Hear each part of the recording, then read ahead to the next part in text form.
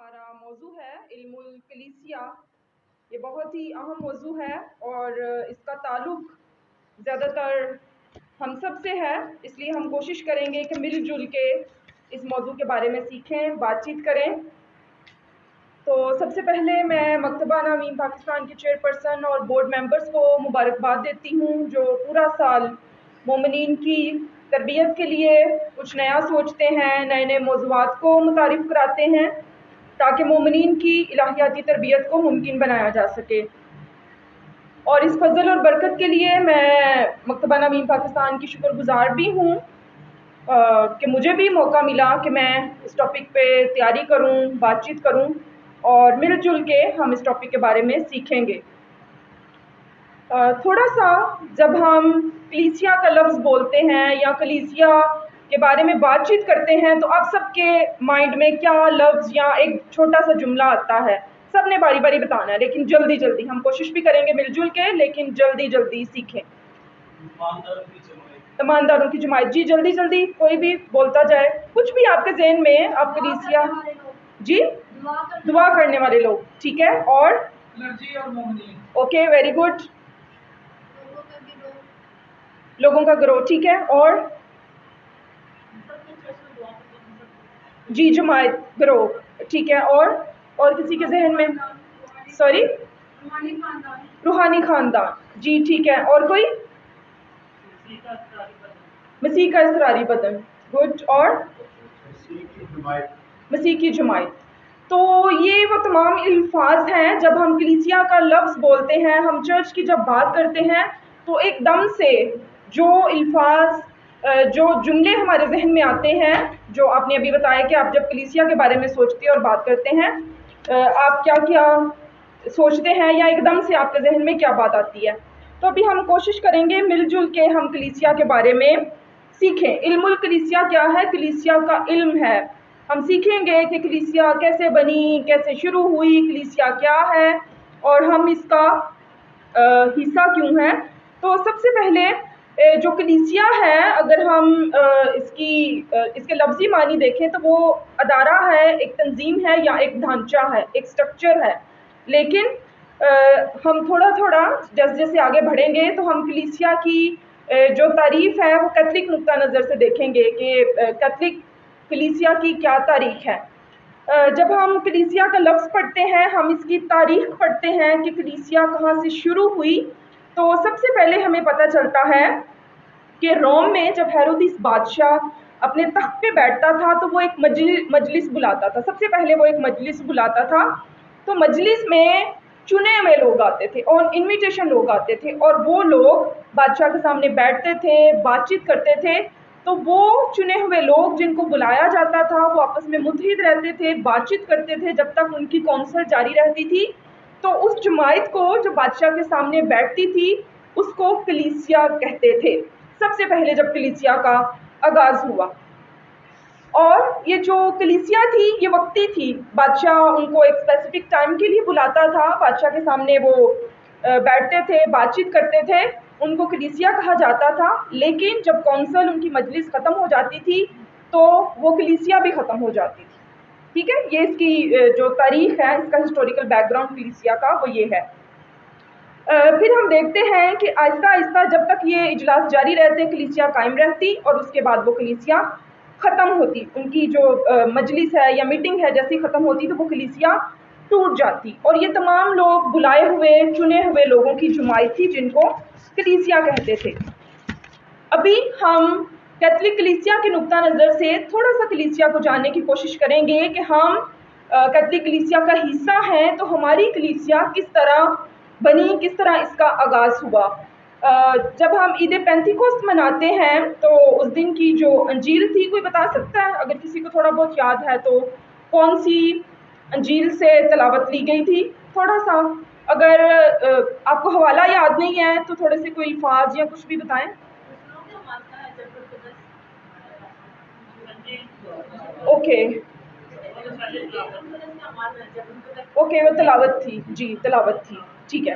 لیکن جب ہم انجیل مقدس کی بات کرتے ہیں تو یسوع مسیح کی خوشخبری مقدس یوحنا کے مطابق اور اس کے 20ویں باب سے، ٹھیک ہے۔ تو یہ جو عید پینتیکوست کی تلاوت ہے، اس کو جب ہم پڑھتے ہیں تو یہ سارا واقعہ دہرانے کی ضرورت نہیں ہے، کیونکہ بہت اچھی طرح سے ہم سب ان واقعات کے بارے میں جانتے ہیں۔ تو کلیسیا میں دو بڑے بید ہیں، دو بڑی عیدیں ہیں جن پہ کلیسیا بہت زیادہ زور دیتی ہے، بہت زیادہ تیاری کرتی ہے، اور وہ دو اہم بید ہیں، وہ کون کون سے ہیں؟ آپ میں سے کوئی بتا سکتا ہے؟ یسوع مسیح کی پیدائش، ویری گڈ، ویری گڈ، بہت اچھا، آپ لوگ تو بڑے ویل پریپیئرڈ ہیں، ویری گڈ۔ اچھا جی، یسوع مسیح کا پیدا ہونا اور خدا کے بیٹے کا انسان بننا، یہ ایک پہلا بید ہے، اور اس کی تیاری کا جو موسم ہے یہ کب سے شروع ہوتا ہے؟ آمد کے ایام سے اس کا موسم جو ہے وہ شروع ہوتا ہے، اور اس کے لیے ہم کافی زیادہ تیاری کرتے ہیں۔ اب جو دوسرا موسم ہے وہ کون سا ہے؟ جی جی، شاباش شاباش، ہاں جی، اور اس کی تیاری ہم کب سے شروع کرتے ہیں؟ راکھ کے بدھ سے۔ اور کلیسیا کے یہ دو بڑے موسم ہیں جن کی بہت زیادہ تیاری کی جاتی ہے، یسوع مسیح کا پیدا ہونا، خدا کے بیٹے کا انسان بننا، خدا کا انسان بننا، اور اس کے بعد یسوع مسیح کی موت اور پھر یسوع مسیح کا مردوں میں سے جی اٹھنا۔ یہ دو بڑے موسم ہیں جن کی تیاری کرتے ہیں، اور باقی سال کے دوران جتنے بھی دن ہیں، جتنے بھی اتوار ہیں، وہ آرڈینری، ٹھیک ہے، عام دن کہلاتے ہیں۔ لیکن یہ جو دو عیدیں ہیں، بہت بڑی عیدیں ہیں، ان پہ فاطمہ کلیسیا بہت زیادہ توجہ دیتی ہے، بہت زیادہ تیاری کرواتی ہے، تاکہ ہم ان دونوں موسموں کے لیے، ان دونوں عیدوں کے لیے اپنے آپ کو اچھے سے تیار کر سکیں۔ جیسے آپ نے ابھی بتایا کہ یسوع مسیح کے مردوں میں سے جی اٹھنے کی جو تیاری ہے وہ ہم راکھ کے بدھ سے کرتے ہیں، اور جب ہم ایسٹر گزار لیتے ہیں تو کیتھولک کلیسیا کو اس کے بعد جو دو بڑی عیدیں آتی ہیں ان کو بڑی گرم جوشی سے منانا چاہیے، لیکن ایسٹر کے بعد ہمارا جوش اور جذبہ تھوڑا سا کم ہو جاتا ہے۔ لیکن آہستہ آہستہ جب ہم اس موسم سے گزرتے ہیں تو جو عید پینتیکوست ہے اس کا ہماری زندگی میں بہت اہم کردار ہے۔ اب ہم دیکھیں گے کہ وہ کردار کس طرح سے ہے۔ ایسٹر کے بعد ہم دیکھتے ہیں کہ یسوع مسیح مردوں میں سے زندہ ہو گئے، پھر وہ آسمان پر اٹھائے گئے، اور اس کے بعد جب ہم روح القدس کے رسولوں پر اترنے کی عید مناتے ہیں تو اس عید کو اتنی گرم جوشی سے کیوں منایا جاتا ہے؟ ہم تھوڑا سا اس پہ غور کریں گے، اس پہ بات چیت کریں گے۔ اس کے بعد ساتھ ساتھ ہم تھوڑا سا یہودی مذہب کو بھی لے کے چلیں گے، کیونکہ ہماری اس عید کا تعلق یہودیوں کے ساتھ بھی ہے، تو ہم تھوڑا سا اس کنیکشن کو دیکھنے کی کوشش کریں گے۔ آپ مجھے بتائیں گے کہ یہودی مذہب میں 3 عیدیں بہت اہم ہیں، جیسے ابھی تھوڑی دیر پہلے ہم نے ذکر کیا کہ ہم کیتھولک مسیحیوں میں یا تمام دنیا میں جتنے بھی مسیحی ہیں، 2 اہم بید ہیں جن پہ بہت زیادہ توجہ دی جاتی ہے، تیاری کی جاتی ہے، یسوع مسیح کی پیدائش اور یسوع مسیح کا مردوں میں سے جی اٹھنا۔ اسی طرح جو یہودی مذہب ہے اس میں 3 عیدیں بہت اہم ہیں جن کو وہ بڑے جوش و خروش کے ساتھ مناتے ہیں۔ کسی کو بھی اگر ان عیدوں کے بارے میں پتہ ہے تو پلیز آپ بتائیں۔ مجھے تو سمجھ نہیں آیا۔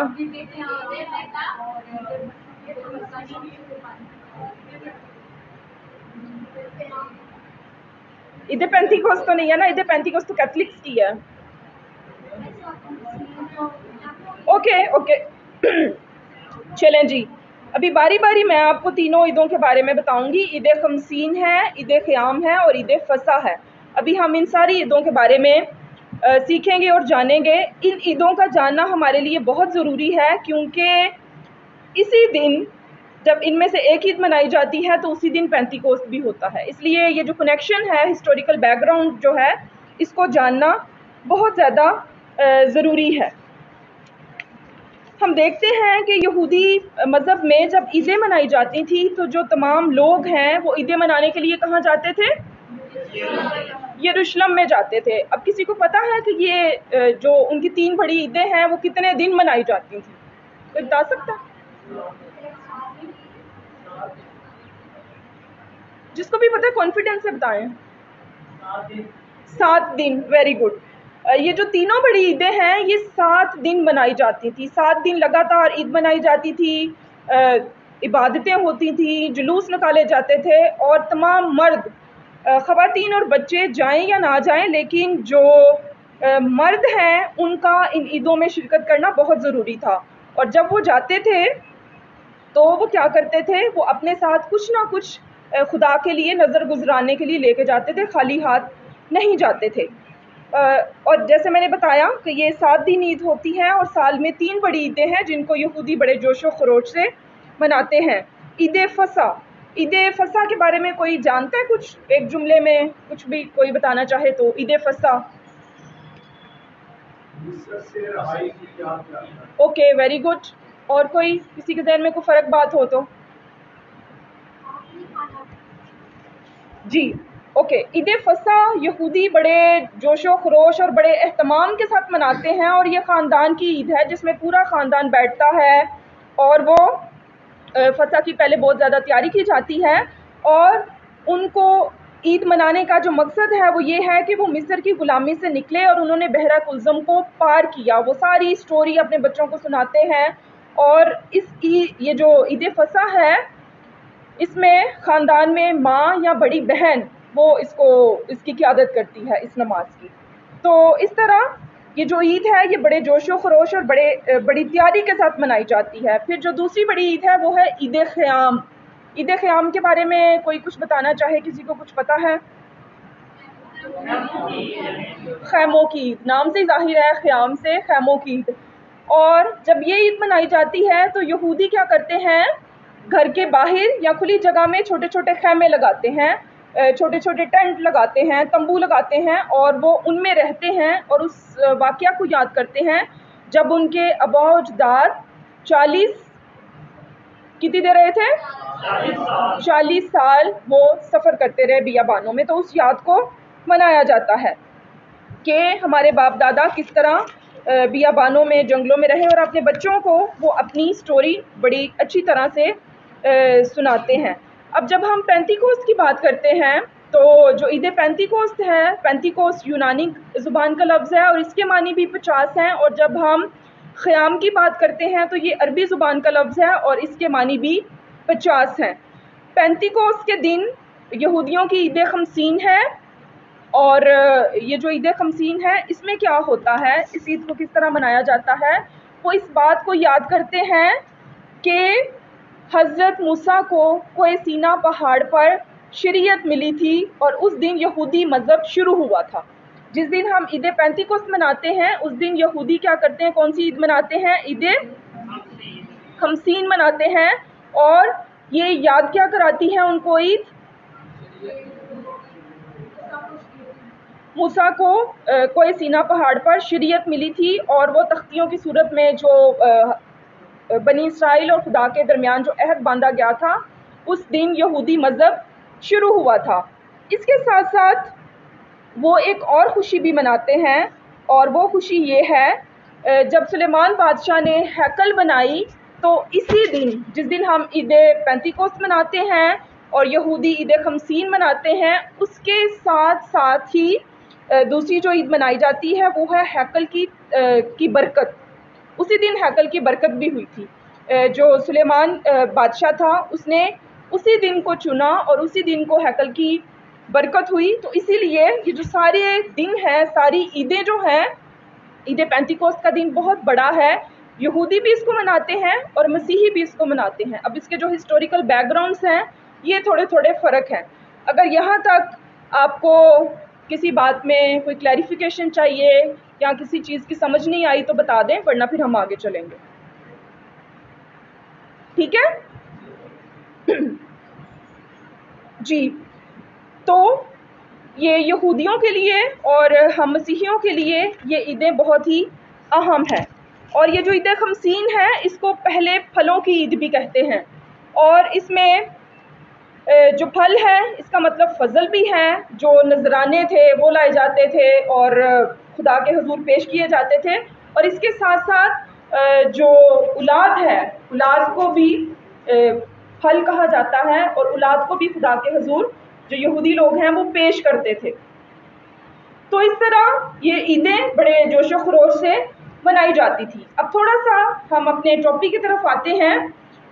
ہم دیکھتے ہیں کہ جب یسوع مسیح آسمان پر اٹھائے گئے اور جو رسول تھے بہت سارے لوگ ان کے ساتھ تھے، اور وہ ایک کمرے میں بند تھے، اور جاتے جاتے یسوع مسیح نے ان سے کیا وعدہ کیا تھا اپنے شاگردوں سے، اپنے جو رسول تھے ان سے کیا وعدہ کیا تھا؟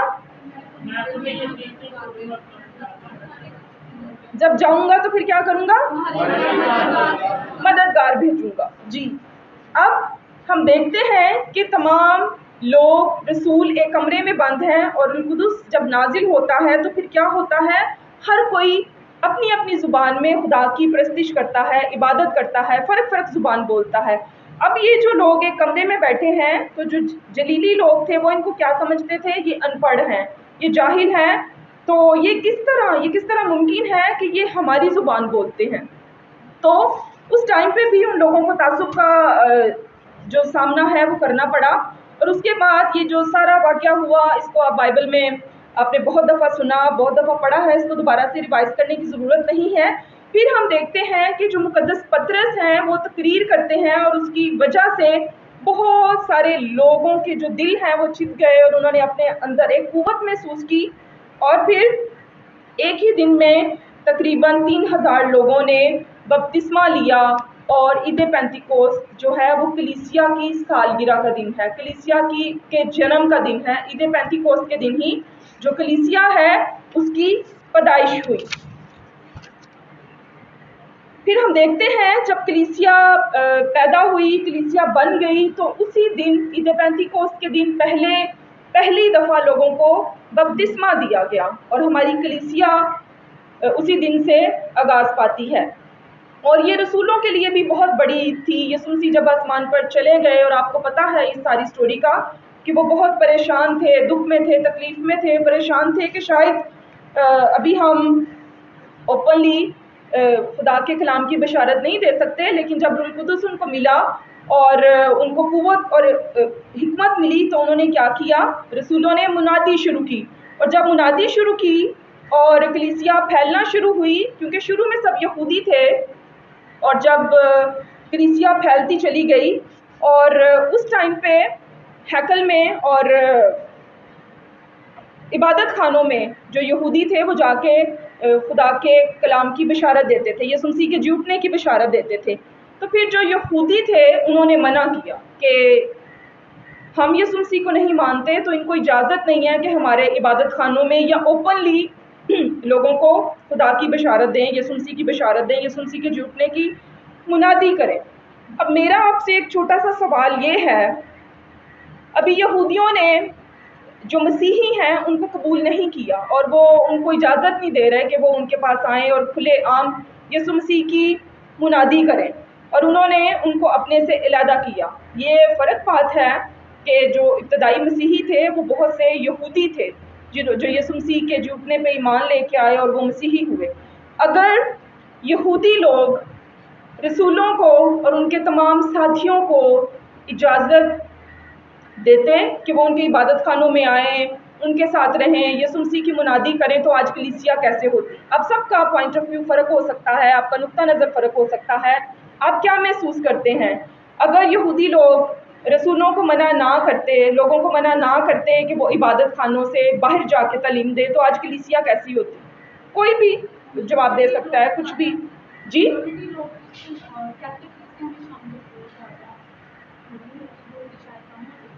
آپ کا خیال ہے کہ کلیسیا زیادہ مضبوط ہوتی، بڑی ہوتی؟ جی اور کوئی؟ جی بابو جی، مسائل زیادہ بڑھ جانے تھے، ٹھیک ہے، اوکے ٹھیک ہے، شاباش شاباش، اوکے جی جی، شاباش شاباش، انڈیپینڈنٹ نہیں تھا ہونا، ٹھیک ہے، ویری گڈ۔ اچھا جی، آپ لوگوں کے خیال کے مطابق اگر یہودی جو مسیحی ہیں ابتدائی کلیسیا کو اپنے اندر جذب کر لیتے، ان کو اپنے ساتھ اپنی عبادت خانوں میں یسوع مسیح کی جی اٹھنے کی اور اس کی جو تعلیمات ہیں اس کی منادی کی اجازت دیتے، تو آج کلیسیا بہت مختلف ہوتی۔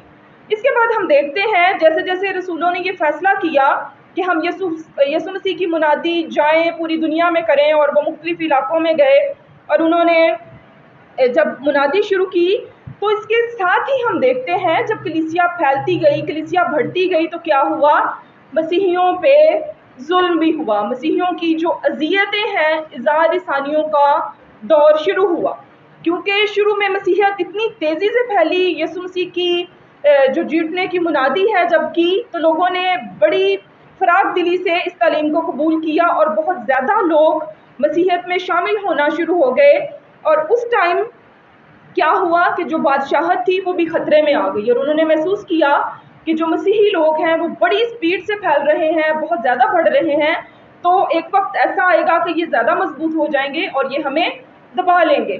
تو اس طرح مسیحیوں پہ ظلم کا دور شروع ہوا۔ اس کے بعد مسیحیوں نے کیا کیا، انہوں نے روح القدس کی مدد سے، قدرت سے، نعمت سے انہوں نے کیا کیا، ایک نئی تحریک پائی اور روح سے سرشار ہو کر انہوں نے مختلف علاقوں میں جا کے یسوع مسیح کی منادی کی۔ اور پھر اس کے ساتھ ساتھ ہم دیکھتے ہیں کہ لوگوں نے جب یسوع مسیح کو قبول کرنا شروع کیا تو پھر مقدس پالوس رسول مختلف علاقوں میں گئے اور انہوں نے چھوٹی چھوٹی برادریاں بنائیں، چھوٹی چھوٹی کمیونٹیز بنائیں، کلیسیاں بنائیں، تو پھر اس طرح جو ہماری کلیسیا ہے وہ آہستہ آہستہ مضبوط ہوتی گئی۔ پھر انہوں نے نہ صرف یہ کہ افسس اور کرنتھس میں کلیسیا بنائی بلکہ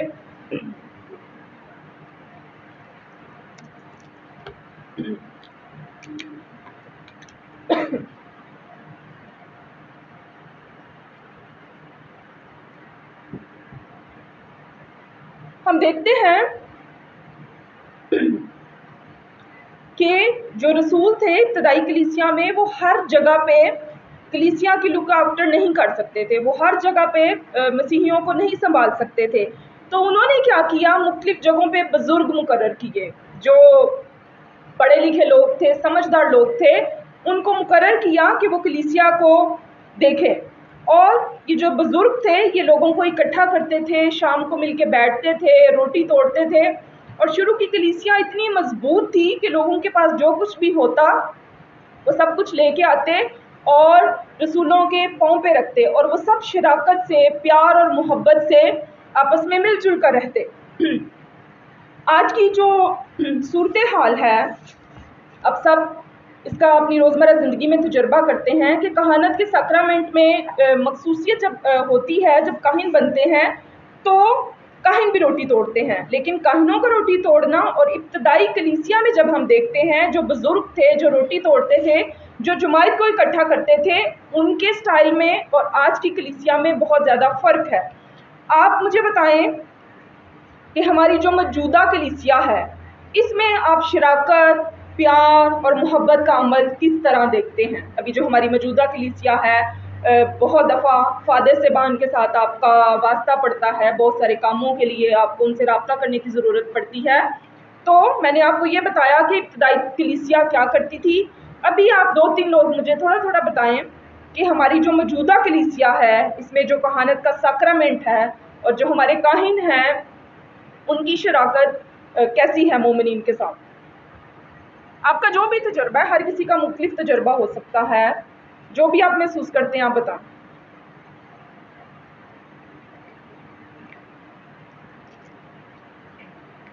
اتنا شاید وہ پہلی چیز تھی اب یہ آپ کو خدا کی شراکت میں محسوس کرتی، اتنا اب اگر میں پرسنل کو فیل نہیں کرتا، کیونکہ ایک ویو کے ساتھ کا اکٹھا ہونا وہ زیادہ قریب کے سب بیٹھے ہوئے ہیں اور سب جیسے جیسس کرائسٹ میں آپ توڑتے تھے بیچا ہے، تو یہ ایکسپیرینس موجودہ دیکھے تو وہ ایسی ہے کہ چیز دے رہا ہوتا ہے اور ہم ٹائم میں آپ کی دے رہے ہوتے ہیں، لیکن وہ جو ایک دے کے پھر دوسرا دیتا ہے وہ اس میں زیادہ اپنائیت اور شراکت۔ جی، اور کوئی؟ یہ جواب ایک لفظ میں بھی ہو سکتا ہے، ایک چھوٹے سے جملے میں بھی ہو سکتا ہے۔ صرف عبادات کروانے کے حد تک سمجھی طور پہ اوکے، ادھر سے کوئی؟ یہ جو روٹی توڑنے کا حقیقی عمل ہے نا جو یسوع مسیح نے کیا، اس سے دور ہے کلیسیا۔ ابھی جو کلیسیا ہے وہ اس سے دور ہے، ابھی صرف رسمیں ہیں، جو بھی کر سکتے ہیں وہ سب ہو رہی ہے۔ Okay, thank you. جی، اور کوئی؟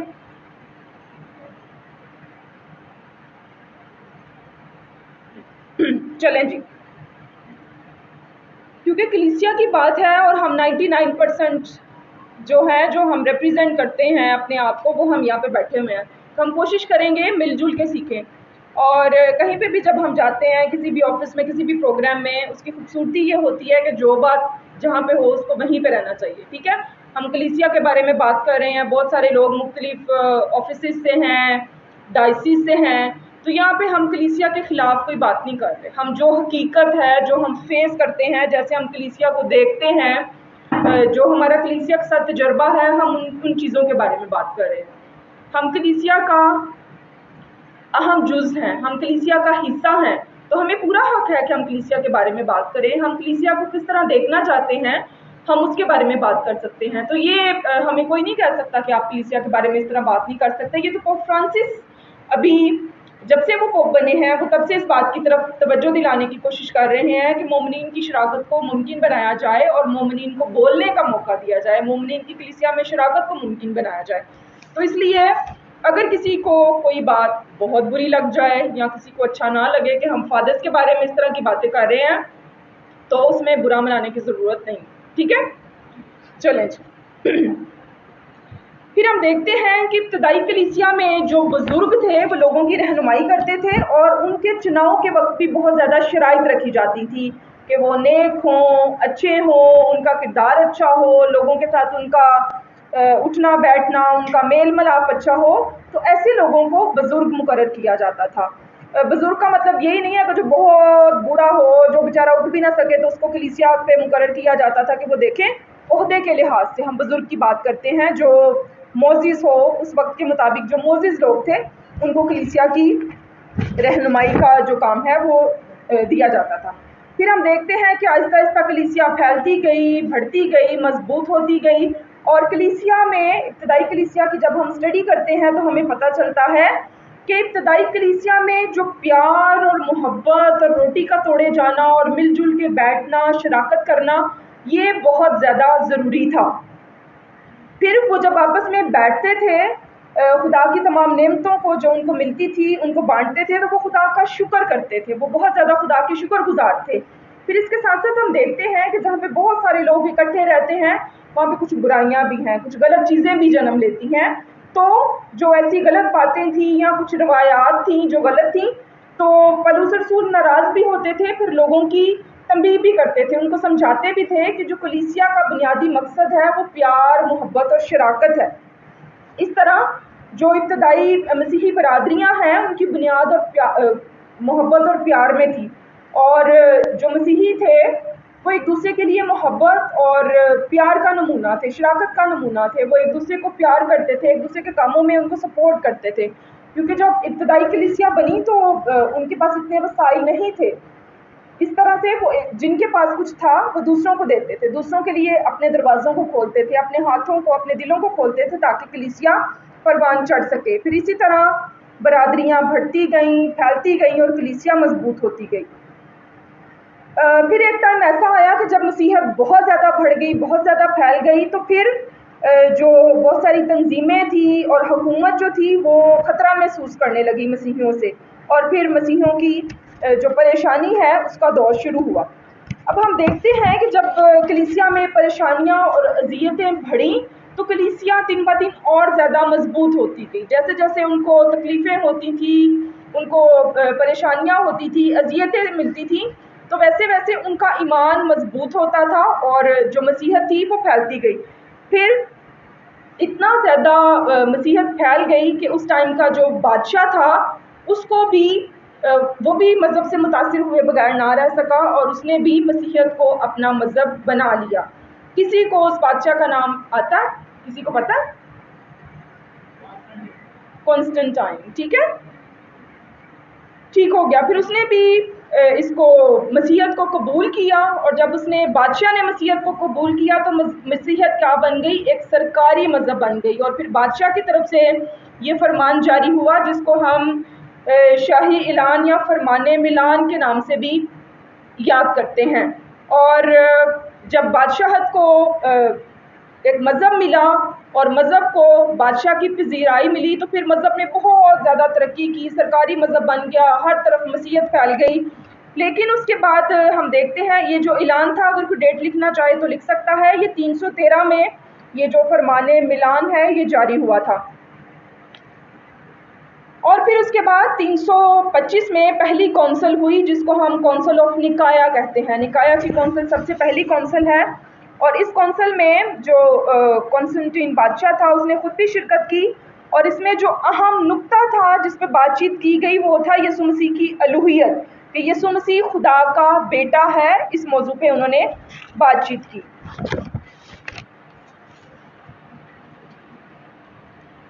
ابھی ہم پھر دیکھتے ہیں جیسے سرکاری مذہب بن گیا مسیحی، اور مسیحیت کو بہت زیادہ شہرت ملی، پذیرائی ملی، بادشاہت کی طرف سے سرپرستی ملی. تو پھر جو مسیحی مذہب تھا جس میں پیار، محبت، شراکت بہت اہم تھی، اب یہ شاہانہ انداز میں مذہب کو پیش کیا گیا. ابتدائی کلیسیا کے لیے یہ ساری چیزیں نہیں تھی، کیونکہ وہ محبت، پیار، غریبی، ایک دوسرے کو سپورٹ کرنا، ایک دوسرے کے ساتھ مل کے بیٹھنا، ان چیزوں کے عادی تھے. اب جب ابتدائی کلیسیا نے یہ دیکھا کہ بادشاہ کی طرف سے ایک شاہی فرمان جاری ہوا ہے اور مسیحیوں کو بہت زیادہ امارات دی جاتی تھیں، جو مسیحیت کے بارے میں زیادہ جانتے تھے ان کو عہدوں پہ بھی رکھا گیا، سرکاری عہدوں پہ بھی ان کو رکھا گیا تاکہ وہ مسیحیت کے بارے میں دوسرے لوگوں کو بھی بتائیں. تو پھر جو کلیسیا ہے وہ ایک ادارہ بن کے رہ گئی. پھر نجات کا عمل لوگوں کے ہاتھ سے نکل کے جو عہدے دار ہیں ان کے ہاتھوں میں چلا گیا، اور لوگوں نے پھر کیا کیا، مذہب کو اپنے مفاد کے لیے استعمال کیا. آج ہم دیکھتے ہیں اپنی پاکستانی کلیسیا میں، دیکھیں آپ مجھے بتائیں کہ پاکستانی کلیسیا میں یا پاکستانی، ہم پہلے مذہب کی بات کرتے ہیں کہ یا ہم اپنے معاشرے کی بات کرتے ہیں، تو پاکستان میں کسی کے پاس بھی کوئی عہدہ ہو، کوئی بھی ڈیزیگنیشن ہو، تو لوگ اس کا کیسا استعمال کرتے ہیں؟ اچھا، جب تک یہ جنریٹر وہ چینج اوور کریں، آپ ذرا تھوڑا سا سارے کھڑے ہو جائیں، ذرا تھوڑی سی کوئی انیلا آپ آئیں، کوئی ایکٹیویٹی کرائیں، ذرا بہت سارے لوگ سو رہے ہیں. آجو آجو انیلا جلدی سے، آپ کرا رہے تھے نا صبح. ہاں بی ایس سی آن کر دو، ابھی گرمی کافی ہو گئی.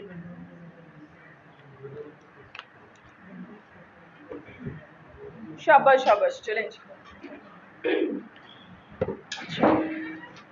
اٹینشن، کاپیز رکھ دینے نیچے، آپ کے ہاتھ میں کچھ بھی نہ ہو، پین بھی نہ ہو. 1 2 3 اٹینشن. جب میں بولوں نا اوپر تو آپ نے نیچے دیکھنا ہے، ٹھیک ہے؟ جب میں بولوں نا رائٹ تو آپ نے ایک دوسرے کو دیکھنا ہے، ٹھیک ہے؟ اور جب میں بولوں نا کہ بیٹھ جاؤ، نہیں تو بیٹھ جانا ہے. اچھا، میں اسٹارٹ کرنے والی ہوں. اوپر دیکھیں، ایک دوسرے کو دیکھیں، رائٹ دیکھیں، کلیپنگ کریں. ذرا سیلفی والا منہ بنا کے دکھائیں، سیلفی والا. ایسے تو نہیں ہوتا ہے. پاؤٹ کیسے بناتے ہیں؟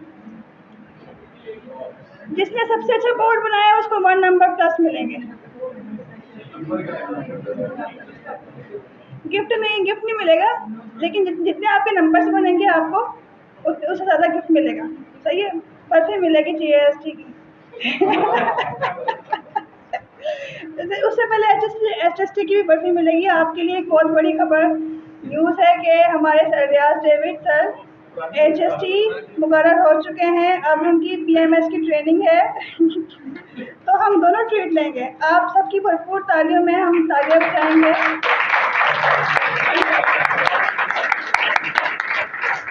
اچھا، ہم دوبارہ سے وہی ایکسرسائز کریں گے، رول ڈاؤن والی، ٹھیک ہے؟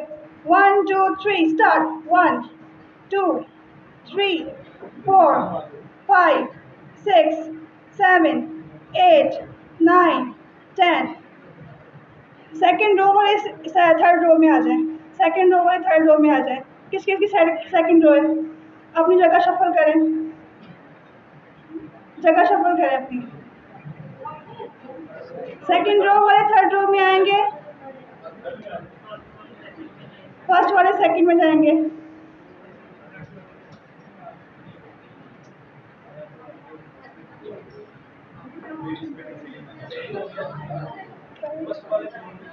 आप लोगों को यार थोड़ी एनर्जी मिली, मूड सेट हुआ? ऊपर देखें, ऊपर देखें, दाएं देखें, बाएं देखें, क्लैपिंग करें। Very good, thank you. Okay जी, सुस्ती खत्म हुई है, बहुत सारे लोग सो रहे थे, मैंने कहा चलो ज़रा थोड़ा सा आपको एक्टिव किया जाए।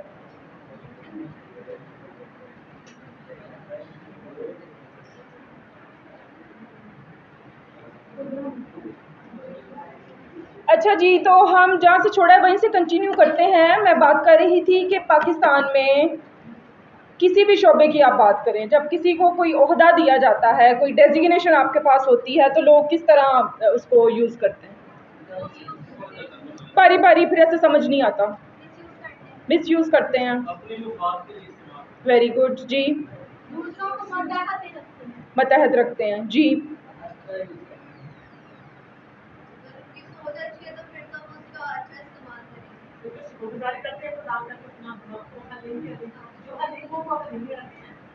जी बाबू जी, अच्छा अभी इस्तेमाल करते हैं। कई लोग ऐसे गर्दन वो दबा के रखते हैं, जितनी को ज़रूरत हो बस उतना कोई हाथ खुला करते हैं, ऐसे भी बहुत सारे लोग होते हैं। ठीक है, तो ऐसे ही हुआ इब्तदाई कलीसिया के साथ। जब सरकारी मज़हब बन गया तो जो ओहदेदार थे, जिनके पास ओहदे थे, उन्होंने क्या किया, उन्होंने जो निजात का अमल है वो अपने हाथ में ले लिया और वो लोगों को उन्होंने डराना और धमकाना शुरू कर दिया। तब जज़ा और सज़ा का जो एक नज़रिया है वो पेश किया गया कि अगर आप लोग चंदा दोगे तो आपको खुदा का फजल मिलेगा, अगर आप गुनाह करोगे तो आप आग में डाले जाओगे, अगर आप ये काम ऐसे करोगे तो उसके बदले में आपको ये दिया जाएगा। तो इस तरह जो मज़हब है उसको लोगों को डराना शुरू किया। फिर हम देखते हैं कि बहुत सारे ऐसे लोग थे जिन्होंने महसूस किया कि जो हमारा मसीह है, जो यीशु मसीह है, वो तो ऐसा नहीं है, उसने तो ऐसी कलीसिया की बुनियाद नहीं रखी। हमारा मसीह तो शाही महलों में नहीं बैठता, वो अंगूठियाँ नहीं पहनता, वो चमकीले कपड़े नहीं पहनता, वो ताज नहीं पहनता, हमारा यीशु तो ऐसा नहीं है। फिर उन्होंने क्या किया कि इब्तदाई कलीसिया ने एक और कलीसिया की बुनियाद रखी।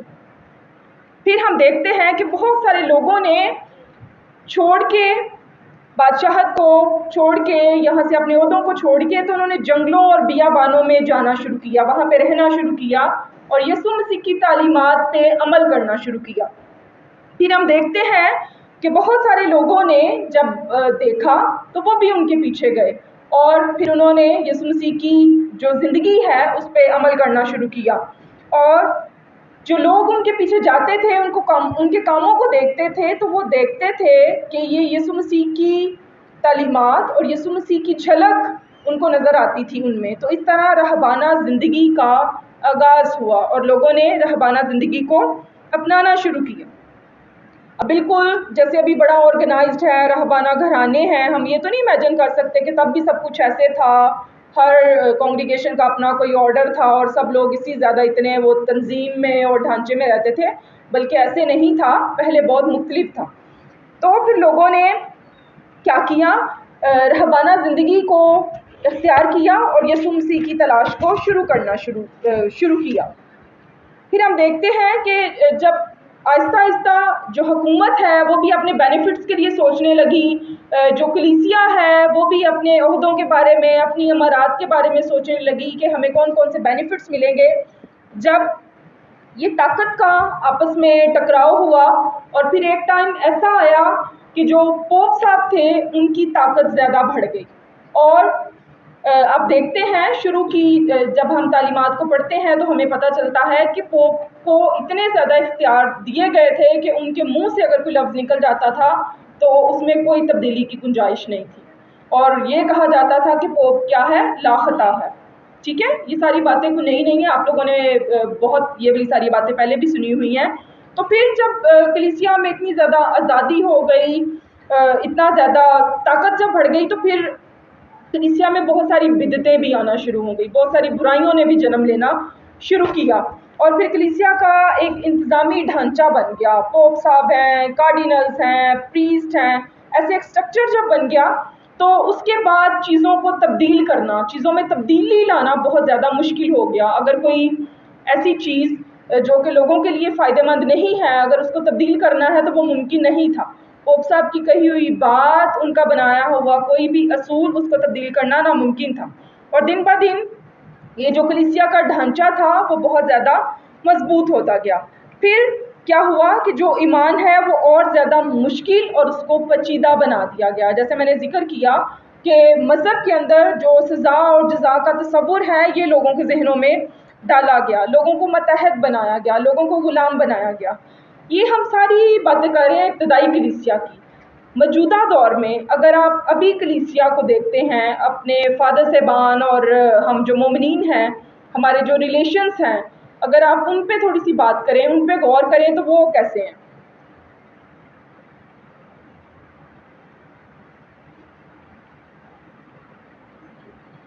ہمارے لوگ جانتے کافی کچھ ہے لیکن کرنے سے شرماتے اوکے، ہیں. جس طرح ہو سکتا ہے کہ معاف کرنا اچھی عادت ہے، جانتے لیکن جس سے معاف نہیں ہے اس کے بعد جانتے مانگے کیا صحیح. اوکے ٹھیک ہے، پھر آگے.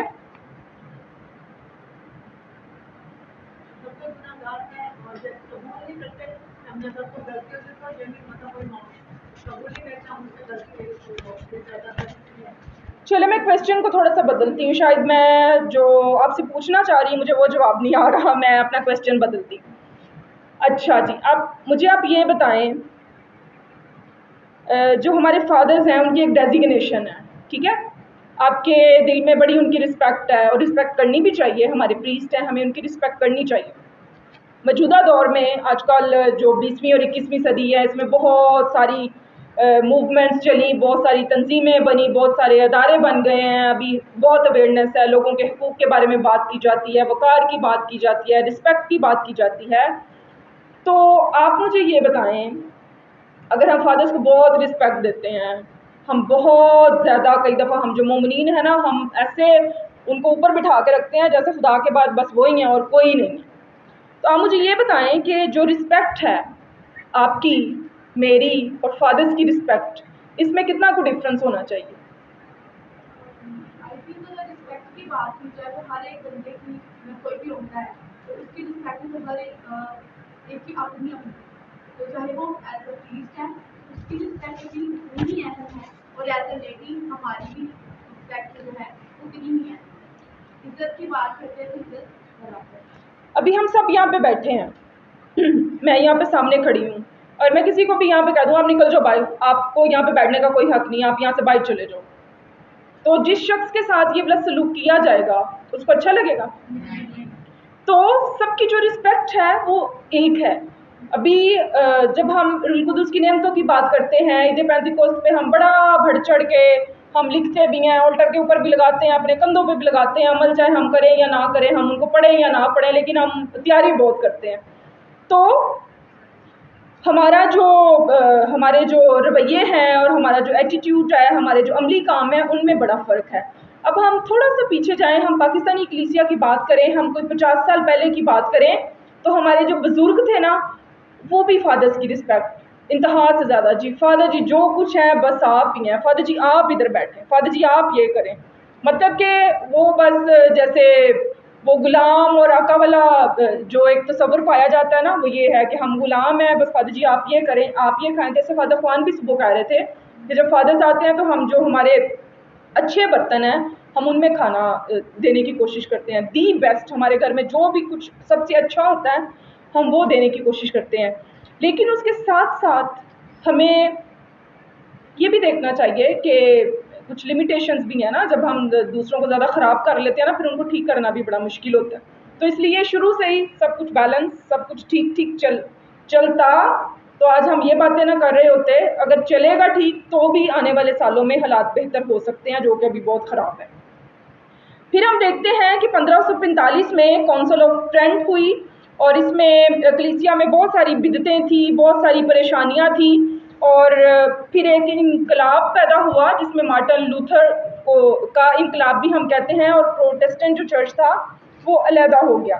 پھر ہم دیکھتے ہیں کہ उस टाइम पे जो कैथलिक्स थे उन्होंने इस बात पे जोर दिया कि जो कैथलिक्स हैं वो प्रोटेस्टेंट की बाइबल नहीं पढ़ेंगे, और जो प्रोटेस्टेंट थे उन्होंने बाइबल को पढ़ा, बाइबल स्टडीज शुरू की, और वो बाइबल को पढ़ते पढ़ते बहुत ज़्यादा आगे बढ़ गए, बाइबल स्टडी में बहुत ज़्यादा आगे बढ़ गए। उन्होंने बाइबल को पढ़ा, समझा, तर्जमे किए, बहुत ज़्यादा उन्होंने बाइबल को सीखा। लेकिन उस टाइम में जो तासुब था या जो अना थी वो कैथलिक कलीसिया में थी, और उन्होंने क्या किया, कैथलिक कलीसिया ने बाइबल मुकद्दस को उस तरह से ना पढ़ा, उस तरह से कबूल ना किया, और उसका नतीजा, उसका खमियाजा हम आज तक भुगत रहे हैं कि हम जो कैथलिक्स हैं वो बाइबल में बहुत पीछे हैं। हम खुले दिल से इसका इकरार, इजहार, इसको एडमिट करें या ना करें, लेकिन ये हकीकत है कि हम जो कैथलिक्स हैं वो बाइबल में बहुत ज़्यादा पीछे हैं। हम उस तरह से बाइबल, हम बड़ा उन पे तनकीद करते हैं, लो जी वो तो बाइबल की आयात उन्होंने रटी होती हैं, वो तो फर आयतें बोलते हैं, ये करते हैं, वो करते हैं, लेकिन पीछे क्या बात है कि उनके जो आबा व अजदाद हैं, उनके जो बुज़ुर्ग हैं, उन्होंने बाइबल मुकद्दस को ट्रांसमिट करने में, ट्रांसफ़र करने में अपना बहुत बड़ा अहम किरदार अदा किया है, जो कि उस टाइम पे हमारे जो आबा व अजदाद थे उन्होंने नहीं किया, जिसकी वजह से हमारी जो अभी तक की नस्लें हैं वो बाइबल से बहुत दूर हैं, और इस पे हमें काम करने की ज़रूरत है। फिर हम देखते हैं पोप जॉन 23वां, नाम सुना है कभी पहले? कौन थे?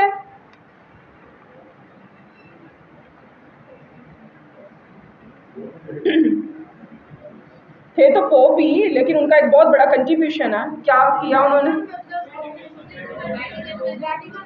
वेरी गुड, वेरी गुड, बहुत अच्छी बात है, वेरी गुड। अच्छा जी, पोप जॉन 23वां को जब पोप बनाया गया तो वो बहुत बुजुर्ग थे। उस टाइम पे कलीसिया ने क्या कहा, कलीसिया ने सोचा कि ये बुजुर्ग हैं, अभी उनके पास कोई द बेस्ट चॉइस नहीं थी, तो उन्होंने पोप को पोप बनाया, पोप ये जो है जॉन 23वां को। उन्होंने कहा कि चंद साल के बाद इनकी डेथ हो जाएगी, बुजुर्ग हैं, तो उसके बाद हम कोई अच्छी ऑप्शन लेंगे, हम कोई अच्छा पोप, सेहतमंद, कोई अच्छा नज़रियात वाला पोप बनाएंगे। अब पोप बनना खुदा की तरफ से एक नेहमत और बरकत साबित हुआ, और उन्होंने सोचा कि कलीसिया में तब्दीली और तजदीद की ज़रूरत है, और इसके लिए उन्होंने एक काउंसिल बुलाई जिसको हम वेटिकन काउंसिल 2 के नाम से जानते हैं, और ये कब से कब तक जारी रही? 1962 से 1965 तक ये काउंसिल जारी रही। और इस बेचारे शख्स से कलीसिया को कोई उम्मीदें नहीं थी, कोई बेहतरी की उम्मीद नहीं थी, लेकिन उसने क्या किया, कलीसिया में एक बहुत बड़ा इनकलाब लेके आया, जिसकी वजह से आज हम जो मोमिनीन हैं ये भी हम इतनी खुली डुली बातें करते हैं, कलीसिया के बारे में खड़े होकर बातें करते हैं, और ओपनली हम अपनी राय दे सकते हैं, बात कर सकते हैं। तो ये वेटिकन काउंसिल 2 का ही नतीजा है। फिर उन्होंने सोचा कि कलीसिया का जो ढांचा है इसको तब्दील करने की ज़रूरत है, और उन्होंने कहा कि कई सालों से चर्च की जो खिड़कियां और दरवाजे बंद हैं उनको खोला जाए ताकि ताज़ा हवा का झोंका अंदर आ सके। और फिर ज़माने के साथ, टेक्नोलॉजी के साथ जो तरक्की हो रही है, कलीसिया को भी उसके साथ चलने की ज़रूरत है। अगर कलीसिया वक्त के तकाज़ों के मुताबिक नहीं चलती, तरक्की नहीं करती, तो क्या होगी, कलीसिया तरक्की नहीं कर सकेगी, कलीसिया बिल्कुल पीछे रह जाएगी। जैसे मैंने आपको भी अभी मिसाल दी, जब प्रोटेस्टेंट चर्च लैदा हुआ तो उन्होंने बाइबल को पढ़ा, बाइबल को की तरफ ध्यान दिया, तवज्जो दी, और हमने नहीं दी, जिसकी वजह से हम लोग अभी तक नस्ल दर नस्ल बाइबल की स्टडी में बहुत ज़्यादा पीछे हैं। फिर इसके बाद हम देखते हैं वेटिकन ने जोर दिया कि जो मोमिनीन हैं वो खुदा के लोग हैं। हम सब, चाहे वो फादर्स हैं, पोप साहब है, बिशप ज़बान है, मोमिनीन हैं, हम सब खुदा के दायरे में हैं, कोई भी दायरे से बाहर नहीं है, कोई भी मरकज़ में नहीं है, कोई भी ना सेंटर में है, कोई साइड पे, बल्कि सब एक जैसे हैं, सब एक ही दायरे में शामिल हैं। और इस दायरे का जो मरकज़ी नुक्ता है वो कौन है? यीशु मसीह। ये जो दायरा है इसका मरकज़ी नुक्ता क्या है? यीशु मसीह है। अब ज़रूरत इस बात की है कि मोमिनीन कलीसिया में अपनी अपनी बुलाहट के लिए, अपनी अपनी बुलाहट के ज़रिए, क्योंकि हर शख्स जो पैदा हुआ है उसकी पैदाइश का कोई मकसद है, उसकी बुलाहट का कोई मकसद है, तो हमें चाहिए कि अपनी बुलाहट को महसूस करते हुए कलीसिया की तरक्की में अपना जो हिस्सा है वो डाल सकें। پھر اس کے ساتھ ساتھ ہم یہ بھی دیکھتے ہیں کہ کوئی بھی بلاہٹ، کوئی بھی کام، کوئی بھی برکت، کوئی بھی فضل جو آپ کو دیا گیا ہے، کوئی بھی ذمہ داری آپ کو دی گئی ہے، وہ کوئی بھی کم تر اور برتر نہیں ہے، بلکہ سب کی جو خدمتیں ہیں، نعمتیں ہیں، سب کے جو کام ہیں وہ سب برتر ہیں، سب ایک جیسے ہیں، ایکول ہیں، سب کو ایک جیسی بلیسنگ دی گئی ہے۔ اب یہ ہمارے پہ منحصر ہے کہ ہم ان چیزوں کو کس طرح استعمال کرتے ہیں اور روزمرہ زندگی میں ان کو کس طرح دوسروں میں ٹرانسفر کرتے ہیں۔ پھر جب ہم بات کرتے ہیں خدمت کے لحاظ سے تو ہم سب خادم ہیں، کوئی بھی یہ نہیں ہے کہ بشپ صاحب بہت زیادہ سپریم ہے اور ہم ان کے غلام ہیں اور جو وہ آرڈر کریں گے ہمیں وہی ماننا ہے، بلکہ جب ہم مسیح کی بات کرتے ہیں، یسوع مسیح کی تعلیمات کی بات کرتے ہیں، جب ہم دیکھتے ہیں تو ہم سب کیا ہیں؟ ہم سب خادم ہیں، ہم سب ایک دوسرے کی خدمت کرنے والے ہیں، ایک دوسرے کی مدد کرنے والے ہیں، ایک دوسرے کو سپورٹ کرنے والے ہیں۔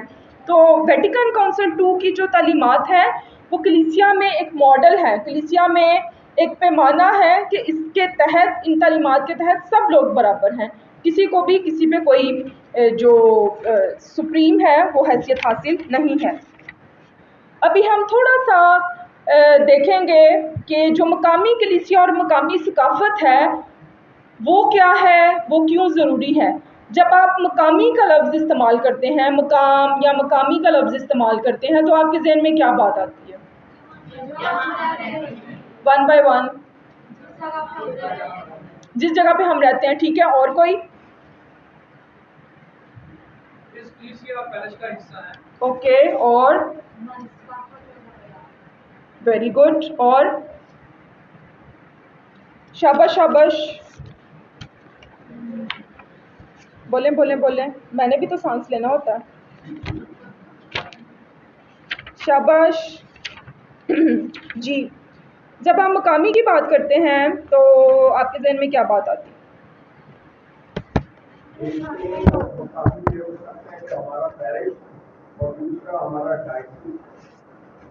جی ویری گڈ، اور کوئی؟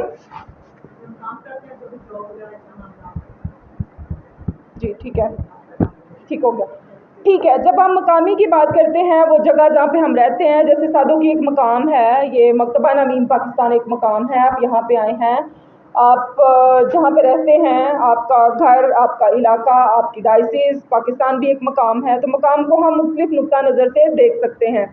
تو جب ہم مقامیت کی بات کرتے ہیں، جیسے بہت خوبصورت بات کی انہوں نے کہ ہماری ثقافت، ہماری روایات، یہ بھی مقامیت کا حصہ ہے، جس ماحول میں ہم رہتے ہیں، جن لوگوں کے ساتھ ہم رہتے ہیں۔ جب ہم مقامیت کی بات کرتے ہیں، اس کو تھوڑا سا پرسنل ہو کے دیکھیں، جیسے پاکستان کی ہم بات کرتے ہیں تو پاکستان میں صوبے بھی ہیں، پاکستان میں مختلف زبانیں بھی ہیں، تو یہاں پہ زیادہ تر جو لوگ بیٹھے ہیں وہ پنجابی ہیں، لیکن کچھ صوبہ پنجاب میں رہتے ہیں، کچھ صوبہ سندھ میں رہتے ہیں، ٹھیک ہے۔ ابھی تو یہاں پہ میرا خیال ہے 2 صوبوں سے ہی لوگ آئے ہوئے ہیں جو یہاں پہ رہتے ہیں۔ ہم 2-3 مثالیں لیں گے پنجاب کی اور 2-3 مثالیں ہم لیں گے سندھ کی۔ تو جب ہم مقامیت کی بات کرتے ہیں، اپنی ثقافت کی بات کرتے ہیں، تو آپ بتائیں کہ آپ کی جو سندھی ثقافت ہے اس کی کچھ اسپیشلٹی یا اس کی پہچان یا اس کی شناخت کیا ہے، اور ہم تھوڑی سی بات کریں گے پنجابی ثقافت کے بارے میں۔ جی پنجاب کے بارے میں بتائیں، پنجابی ثقافت کے بارے میں۔ پگڑی، جی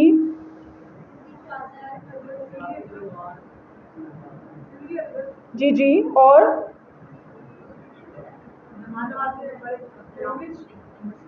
سوری؟ جی جی جی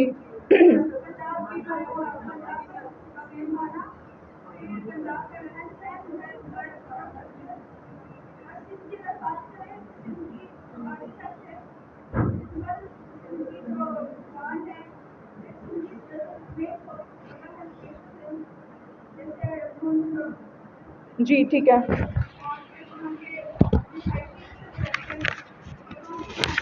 اوکے ٹھیک ہو گیا۔ جی آگے؟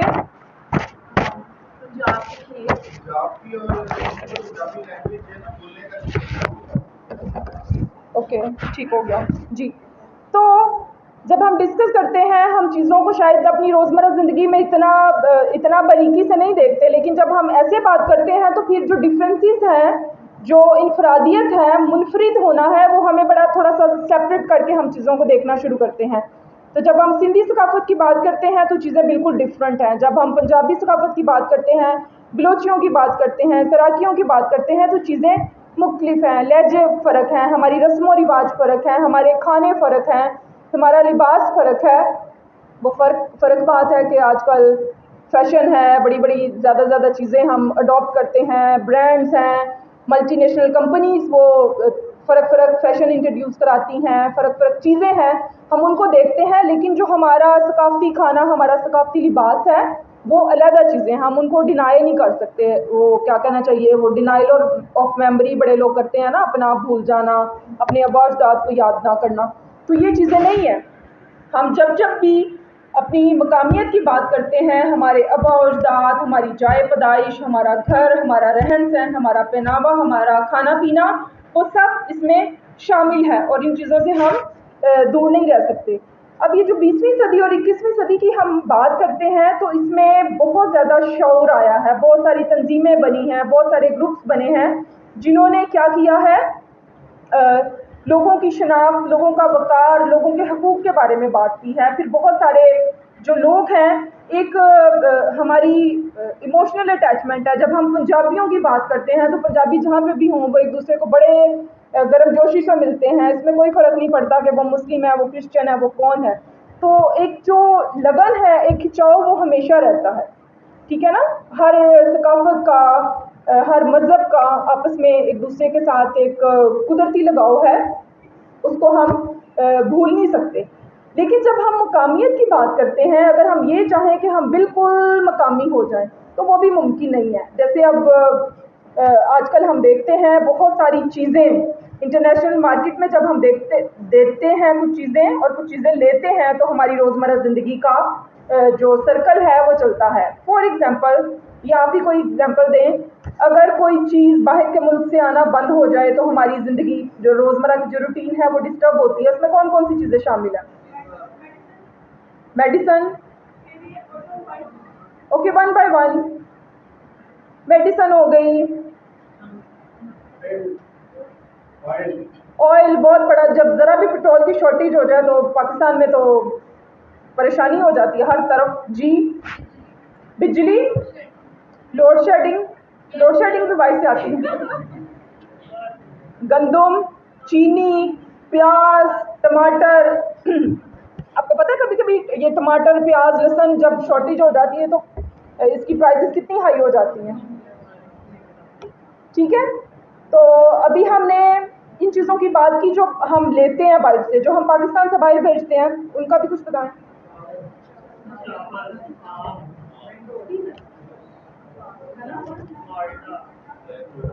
जी जी, ठीक हो गया, थैंक यू। बात करने का मकसद ये है कि अगर हम मकामियत की बात करें, हम ये कहें कि हम आलमगीर जो दूसरे मुल्क हैं, हम उनसे कोई ताल्लुक़ नहीं रखना चाहते, हम अपनी आलमगीर कलीसिया से ताल्लुक़ नहीं रखना चाहते, तो इसकी मैंने मिसाल इसलिए दी है, अगर हम कहें कि हम सिर्फ मकामी होकर रहना चाहते हैं, ना ही मुकम्मल तौर पर हम मकामी कलीसिया बन सकते हैं या बन के रह सकते हैं। और अगर हम ये सोचें कि हम आलमगीर जो हमारे ममालिक हैं, आलमगीर सतह पे इंटरनेशनली हमारा मुल्क दूसरे मुल्कों से अपने ताल्लुकात नहीं रखेगा, तो हम जिंदा रह सकते हैं? नहीं। अब इसमें जो खूबसूरत पॉइंट ये है, एक नाजुक सा पॉइंट, वो ये है कि मकामी होते हुए, मकामियत में रहते हुए अपनी इनफरादियत और अपनी पहचान को ज़िंदा रखना। अब जैसे बपतिस्मा की बात होती है, जब हमारा बपतिस्मा होता है तो हम क्या कोशिश करते हैं, हम अच्छा सा कोई इंग्लिश नाम, अच्छा सा कोई नाम अपने बच्चों को देना चाहते हैं। हम अपने मकामी नामों को भी नहीं पसंद करते। हम यहाँ तक अपनी मुकामियत से इतने नाराज़ हैं, इतने दुख और तकलीफ़ में हैं कि हम अपने नामों को भी नहीं पसंद करते। और हमारे जो आजकल के बच्चे हैं, हमारे दादी दादा, नानी नाना, अगर उनका हम कोई नाम लें तो आजकल के बच्चे हंसते हैं, वो कहते हैं ये क्या नाम है। अगर हम किसी गांव का नाम लें, पुराने का नाम लें, तो लोग बच्चे हंसते हैं कि ये क्या नाम है। तो ये जो हमारी मकामियत है, जब तक हम उसको कबूल नहीं करेंगे और उसमें रहते हुए हम अपना पहचान, अपनी इनफरादियत को हम कायम नहीं रखेंगे, तो तब तक हम इंटरनेशनल جو ہمارا چرچ ہے، جو انٹرنیشنل ریلیشنس ہیں، ہم ان کے ساتھ تعلقات رکھنے کے قابل نہیں ہیں. ہمیں ان کے ساتھ تعلق رکھنے کی ضرورت ہے، اس بات سے ہم ڈینائی نہیں کر سکتے. لیکن سوچنے کی بات یہ ہے کہ آیا ہمارے اندر اتنی ایبلٹی ہے کہ ہم اپنی انفرادیت، اپنا منفرد نقطہ نظر ان کے سامنے پیش کر سکیں. آپ نے کبھی سنا ہے کہ کسی باہر کے ملک میں کوئی ہمارا نام بھی رکھا گیا ہو؟ کبھی کسی کے ذہن میں ہو، کسی کا کوئی ایکسپیرینس ہو کہ آپ کے کسی دوست نے، آپ کے کسی جاننے والے نے کوئی پاکستانی نام رکھا ہو؟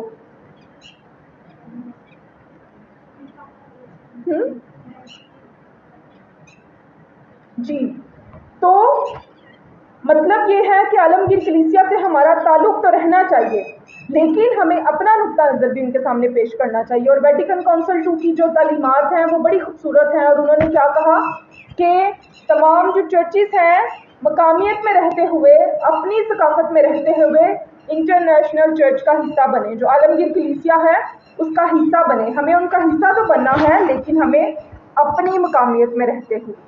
اگر ہم اپنے رویوں کو، اپنے نقطہ نظر کو نہیں بدلیں گے تو پھر نہ ہم ادھر کے رہیں گے اور نہ ہم ادھر کے رہیں گے. جیسا کہ ہمارا پنجابیوں کا پہلے ہی بڑا برا حال ہے، ہم نہ انگریزی بولتے ہیں، نہ اردو صحیح بولتے ہیں، نہ صحیح پنجابی بولتے ہیں، تو ہمیں پتہ نہیں ہم نے کیا کرنا ہے اور ہم نے کہاں جانا. تو اسی طرح جب ہم مقامی کلیسیا کی بات کرتے ہیں تو صورتحال بالکل ایسی ہی ہے. ہمیں بہت دفعہ چیزوں کا پتہ نہیں ہوتا. ابھی جیسے دیکھیں میڈیا کا دور ہے، پوری دنیا آپ کے کلک پہ ہے، آپ کے ہاتھ میں ہے. اگر ہمیں یہ بھی نہیں پتا کہ عالمگیر کلیسیا میں پوپ صاحب کی طرف سے کن ایشوز پہ بات کی جا رہی ہے، کن چیزوں کے بارے میں وہ بات کر رہے ہیں، کون سے سینسٹیو ایشوز ہیں جن کے بارے میں پوپ صاحب خاص توجہ دے رہے ہیں، اگر ہمیں پتہ نہیں ہوگا تو ہم اپنے آپ کو کس طرح کی تصور کریں یا کہلوانے کے حقدار ہیں کہ ہمارا تعلق، ہم رومن کیتھلکس ہیں. ٹھیک ہے نا، ہم بڑے فخر سے کہتے ہیں کہ ہم رومن کیتھلکس ہیں، لیکن اگر رومن کیتھلک کی طرف سے کوئی آرڈر آتا ہے، کوئی بات ہوتی ہے، کسی ایشو پہ سوالات کیے جاتے ہیں یا پوپ صاحب کسی ایشو پہ بات کرتے ہیں تو اس کا ہمیں پتہ نہیں ہوتا اور ہمیں کوئی اندازہ نہیں ہوتا کہ چیزیں کس طرف جا رہی ہیں اور ہمیں کن چیزوں کے بارے میں سوچنے کی ضرورت ہے. اور اگر ہم اچھے مقامی ہونا چاہتے ہیں تو پہلے ہمیں اپنی روایات کو، اپنی ثقافت کو سمجھنے کی ضرورت ہے. جب ہم اپنی چیزوں کو سمجھیں گے تو جب ہم اپنے نظریات میں، اپنی سوچ میں، اپنے نقطہ نظر میں کلیئر ہوں گے. جیسے فادر جی بھی بار بار کوشش کر رہے تھے کہ آپ تھوڑی سی بات کریں اپنی ثقافت کے بارے میں، اپنی روایات کے بارے میں، اپنے چرچ کے بارے میں سیکھیں، جانیں.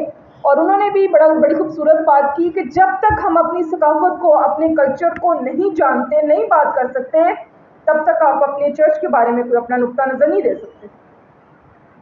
اور بڑی خوبصورت بات ہے کہ انہوں نے پاکستان میں آ کے بہت اچھی طرح سے پاکستانی چرچ کو سمجھا ہے، پاکستانی ثقافت کو سمجھا ہے، اور اس سے ان کو مدد ملی ہے کہ وہ مقامی تھیولوجی کو پاکستان میں پڑھا رہے ہیں اور اس کے لیے محنت کرتے ہیں اور بہت سارے انسٹیٹیوٹس ان کو بلاتے ہیں.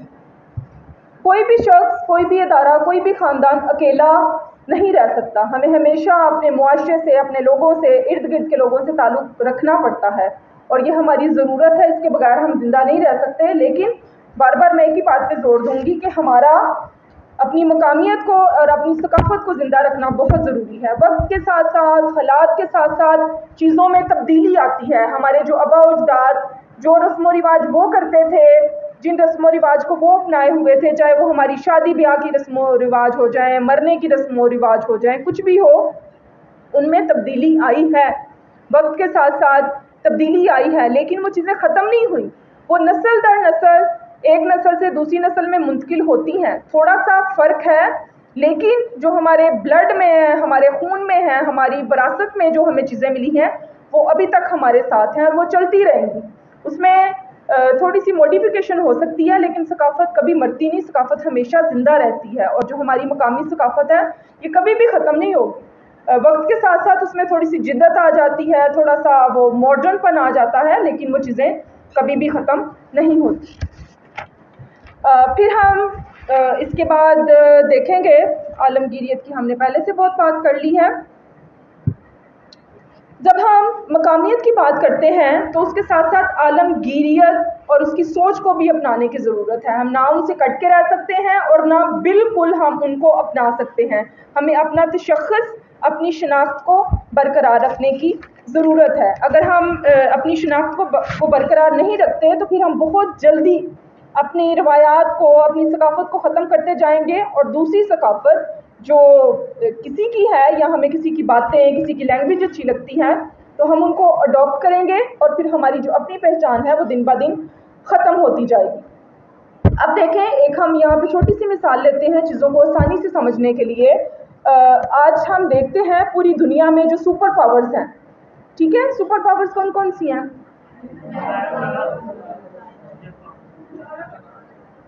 اوکے، جب ہم سپر پاورز کی بات کرتے ہیں تو وہ کبھی بھی نہیں چاہتے کہ جو غریب ملک ہیں وہ پاور میں ہیں، اور وہ ہمیشہ ہمیں دبانے کی کوشش کرتے ہیں. پاکستان کے حالات اتنے کیوں خراب ہیں؟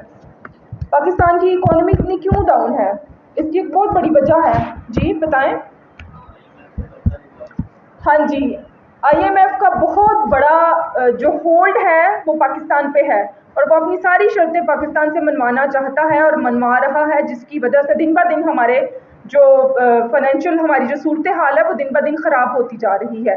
تو اس طرح ہم دیکھتے ہیں کہ یہ جو سپر پاورز ہیں، سپر پاورز کی ہم بات کرتے ہیں، امیر ملکوں کی بات کرتے ہیں، وہ غریبوں کو دبانے کی کوشش کرتے ہیں. بالکل اسی طرح جو ثقافتیں ہیں، جو روایات ہیں، جو تھوڑی زیادہ ڈیولپ ہیں، جو تھوڑی زیادہ جن کے ماننے والے یا فالو کرنے والے زیادہ ہیں، وہ بھی اپنا اثر زیادہ رکھتے ہیں، اور جو کم تعداد میں لوگ ہیں ان کے اوپر زیادہ اثر انداز ہوتے ہیں.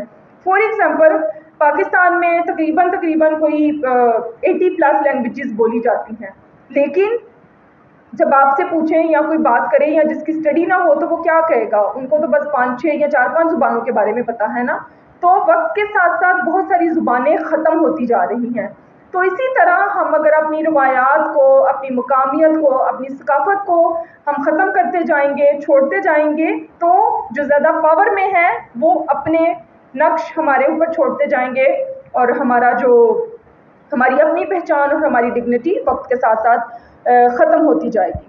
اس طرح یہ میں نے آپ کو درآمدات اور برآمدات کی بھی مثال دی کہ ہم بالکل علیحدہ اور تنہا اپنی زندگی نہیں گزار سکتے، بلکہ ہمیں دوسروں کے ساتھ بھی تعلق رکھنے کی ضرورت ہے. اب جیسے ملٹی نیشنل کمپنیز ہیں، ہماری آج کی نوجوان نسل، ان کی خواہش ہے کہ ہم ان میں کام کریں، ان کے فیشن جب بچے باہر جاتے ہیں، چلو ڈریس کی کوئی بات نہیں ہے، وقت کے ساتھ ہمیں چیزوں کو کرنا بھی پڑتا ہے، لیکن بہت دفعہ ایسا بھی ہے ہم اپنے گھروں میں دیکھتے ہیں کہ ہمارے بچے پنجابی زبان کو، بلکہ ہم خود بھی ہم اس کی توہین کرتے ہیں، ہم اس کو اچھی نگاہ سے نہیں دیکھتے. بلکہ پاکستان میں یہ بھی بات بہت مشہور ہے کہ پنجابی بولنے والے جاہل ہیں. ٹھیک ہے، بہت سارے لوگ ہمیں ایسے بھی کہتے ہیں، ہم پنجابی لوگوں کو یہ بھی کہتے ہیں کہ ہم جاہل ہیں. تو جب تک ہم اس کو آن نہیں کریں گے، جب تک ہم اس کی اہمیت کو خود نہیں اجاگر کریں گے یا خود ایڈمٹ نہیں کریں گے، تب تک ہم نہیں کر سکتے. مکتبہ نامین پاکستان کے پلیٹ فارم سے مجھے جانے کا موقع ملا انڈیا میں. تو انڈیا میں مجھے ایک شادی بھی اٹینڈ کرنے کا موقع ملا. 1 ہفتے کا پروگرام تھا، تو ایک شادی میں گئی، ہندو شادی، سکھ کی شادی تھی. انگلینڈ سے ان کے لوگ آئے ہوئے تھے، تو وہ بولتے تھے، پنجابی بولتے تھے یا انگلش بولتے تھے، ہندی نہیں وہ بولتے تھے، یا انگلش یا پنجابی. اور وہ پنجابی اتنی خوبصورت بولتے ہیں، آپ سب کو پتہ ہے سکھوں کی پنجابی، تو وہ کوئی شرمندگی محسوس نہیں کرتے پنجابی بولنے میں. وہ بڑے فخر سے، بڑی عزت اور احترام کے ساتھ اپنی زبان کو بولتے ہیں. تو اس طرح ان کی جو روایات ہیں، ان کی ثقافت زندہ ہے، اور ہم ان کے شکر گزار ہیں کہ بہت دفعہ انہوں نے ہماری جو پنجابی ثقافت ہے انہوں نے زندہ رکھا ہوا ہے، اور وہ فلموں کے ذریعے، ڈراموں کے ذریعے وہ چیزیں ہماری جو نوجوان نسل ہے جو ہم نہیں کرتے، وہ فلموں کے ذریعے سیکھ رہے ہیں. تو اس طرح جو مقامیت ہے اور جو ہماری ثقافت ہے، ہماری روایات ہیں، ان کا جاننا بہت ضروری ہے. جب تک ہم ان کو نہیں جانتے تب تک ہم اپنی مقامی کلیسیا کی بات نہیں کر سکتے. جب ہمیں اپنا آپ ہی نہیں پتا تو ہم کلیسیا کی بات کہاں کریں گے؟ کیونکہ جو مذہب ہے وہ پاکستان میں تو نہیں پیدا ہوا، یہ تو امپورٹ ہوا ہے، باہر سے آیا ہے. تو جب تک ہم اپنی کانٹیکسچل تھیولوجی یا تھیولوجی کی بات تب تک نہیں کر سکتے جب تک ہم اپنی روایات، اپنی زندگی، اپنے تعلقات، اپنے رشتے، جو رسپیکٹ ہے، آپس کے جو تعلقات ہیں، ان کی جب تک ہم بات نہیں کرتے اور ان کی اہمیت کو ہم پورا نہیں کرتے. پھر ہم یہ بھی دیکھتے ہیں کہ یہ جو کلیسیا ہے یہ ایک برادری ہے. جیسے ہم نے شروع میں بات کی کہ ہیرودیس کی جو کلیسیا تھی وہ ختم ہو جاتی تھی، ٹوٹ جاتی تھی، لیکن جو ہماری کلیسیا ہے، ہماری برادری ہے، یہ ایک ایسا رشتہ ہے جو کبھی بھی ٹوٹنے والا نہیں ہے، یہ ختم ہونے والا نہیں ہے، نہ ہی یہ کمزور ہونے والا ہے، یہ دن بہ دن بڑھتا ہی جانا ہے۔ اور ابھی جو ہم عام مومنین ہیں، جو ہم سب ہیں ابھی یہاں پہ ہم بیٹھے اپنی پورے جو مومنین ہیں ان کی ہم نمائندگی کر رہے ہیں، تو ہمیں پتہ چلنا چاہیے کہ یہ رشتہ مضبوط ہے اور ہمیں کبھی بھی اپنے آپ کو پیچھے نہیں کرنا چاہیے۔ ہم جو مومنین ہیں کلیسیا میں اپنے آپ کو بہت دفعہ غیر حاضر اور برائے نام سمجھتے ہیں، اور ہم کلیسیا میں اپنے آپ کو اس طرح پیش نہیں کرتے جس طرح کہ بپتسمہ کے ذریعے ہمیں کلیسیا اپنے اندر داخل کرتی ہے، استقام کے ذریعے ہمیں ایک بہت بڑی ذمہ داری دی جاتی ہے، لیکن ہمارے چرچ کے حالات اس قسم کے ہیں، شاید ہمارے تعلقات اس قسم کے ہیں کہ ہم اپنی شراکت کو اس طرح سے ممکن نہیں بنا پاتے جس طرح کے بپتسمہ کے ذریعے، استقام کے ذریعے یا ویٹیکن کونسل II ہمارے سے توقع کرتی ہے۔ اور پھر ہم ہمیشہ بشپ صاحبان، فادر صاحبان کے بارے میں شاید کئی دفعہ کیا کہنا چاہیے، ناراض بھی ہوتے ہیں، ہم اچھی رائے بھی نہیں رکھتے، لیکن اس میں ہمارا مومنین کا بھی بہت بڑا ہاتھ ہے، ہمارا اپنا بھی بہت قصور ہے کہ ہم اپنے آپ کو چرچ میں اس طرح پیش بھی نہیں کرتے جو ذمہ داریاں ہمیں دی گئی ہیں۔ پھر ہمیں یہ بھی چاہیے کہ مقامی کلیسیا ہونے کے لیے جو کلیسیا کی معاشرت ہے، ٹھیک ہے، جو کلیسیا کا رہن سہن ہے، کلیسیا کے جو رسم و رواج ہیں، ہمیں ان کے بارے میں بھی جاننے کی ضرورت ہے۔ اب دیکھیں، ہم اپنے آپ کو سمجھتے ہیں، ہم جو پنجابی ہیں، ہم مختلف ڈائسس کی بات کریں تو ہم کہتے ہیں کہ ہمارا بڑا اثر و رسوخ ہے، ہم بہت ایجوکیٹڈ ہیں، ہم یہ ہیں، لیکن جب آپ سندھ کی بات کرتے ہیں، ہم وہاں پہ چھوٹی چھوٹی جو کمیونٹیز ہیں ہم ان کی بات کرتے ہیں، اور اگر آپ کو کبھی اتفاق ہوا ہو ان کی نماز میں جانے کا تو وہ بڑے احترام کے ساتھ، بڑی عزت کے ساتھ اپنی روایات کو پاک مس کے دوران پرفارم کرتے ہیں، جیسے آرتی اتارنا، چرچ میں بہت ساری چیزیں ہیں جن کو وہ بڑے عزت اور احترام کے ساتھ اپنی ثقافت کا حصہ سمجھتے ہوئے پرفارم کرتے ہیں۔ اور یہ علیحدہ بات ہے کہ ان پہ تنقید بھی ہوتی ہے، ان کو یہ بھی کہا جاتا ہے کہ یہ مسیح تو ہو گئے ہیں لیکن یہ اپنی روایات اور جو ہندو کسٹمز ہیں ان کو نہیں بھولے، لیکن یہ ان کی ثقافت ہے، یہ ان کے بزرگوں نے جو ایک نسل سے دوسری نسل ان کی جو روایات ان میں ٹرانسفر ہوئی ہیں وہ اس کو آگے لے کے چل رہے ہیں۔ اور کہیں نہ کہیں ہمارے اندر یہ کمی ہے کہ ہم ان روایات کو، ان چیزوں کو آگے لے کے نہیں چلتے جس طرح کے ہمیں لے کے چلنا چاہیے، اور یہ تب تک ممکن نہیں ہوگا جب تک ہم پہلے خود اسٹڈی نہیں کریں گے، خود اپنے بارے میں کلیئر نہیں ہوں گے۔ اگر ہم یہ ساری چیزوں کے بارے میں علم حاصل کرتے ہیں تو ہم مقامی کلیسیا کو اچھی طرح سے پروان چڑھانے میں اپنا کردار ادا کر سکتے ہیں، ورنہ نہیں۔ پھر ہم ایک مثال لیتے ہیں، پولس رسول نے بہت خوبصورت کلیسیا کے لیے ایک لفظ استعمال کیا ہے، ایک جملہ استعمال کیا ہے، اور آپ پڑھتے ہیں پولس رسول کیا کہتے ہیں، کلیسیا کو ایک بدن سے تشبیہ دیتے ہیں کہ کلیسیا ایک بدن ہے، اگر بدن کے ایک بھی حصے میں تکلیف ہو تو وہ بدن ٹھیک طرح سے کام نہیں کر سکتا۔ تو ہمیں بھی بالکل اسی طرح سب کو ساتھ لے کے چلنا ہے۔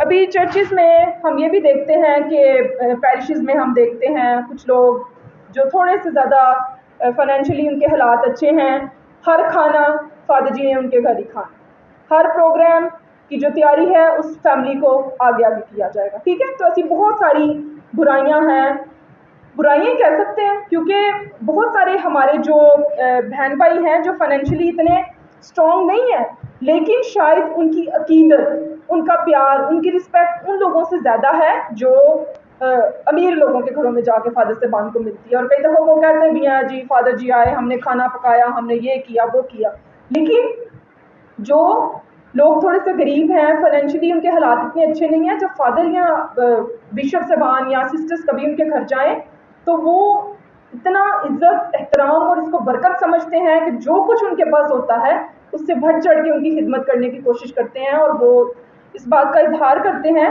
کہ یہ ہماری یہ بلیسنگ ہے کہ فادر، سسٹرز یا بشپ صاحبان ان کے گھر آئے ہیں۔ آپ سے ایک کویسچن ہے، یسوع مسیح اگر پنجابی ہوتے، آج کے زمانے میں یسوع مسیح ہوتے، آپ کے گھر کا وہ فرد ہوتے تو آپ ان کو کیسے دیکھتے؟ یسوع مسیح पंजाबी मुआशरे में पैदा हुए हैं, हमारी सकाफत का, हमारे घर का हिस्सा हैं, तो आप उनको कैसे देखते? वो कैसे कपड़े पहनते, कैसी बात करते, कैसे होते, उनका रवैया क्या होता लोगों के साथ? जी, पंजाबी कल्चर के हिसाब से, ठीक है।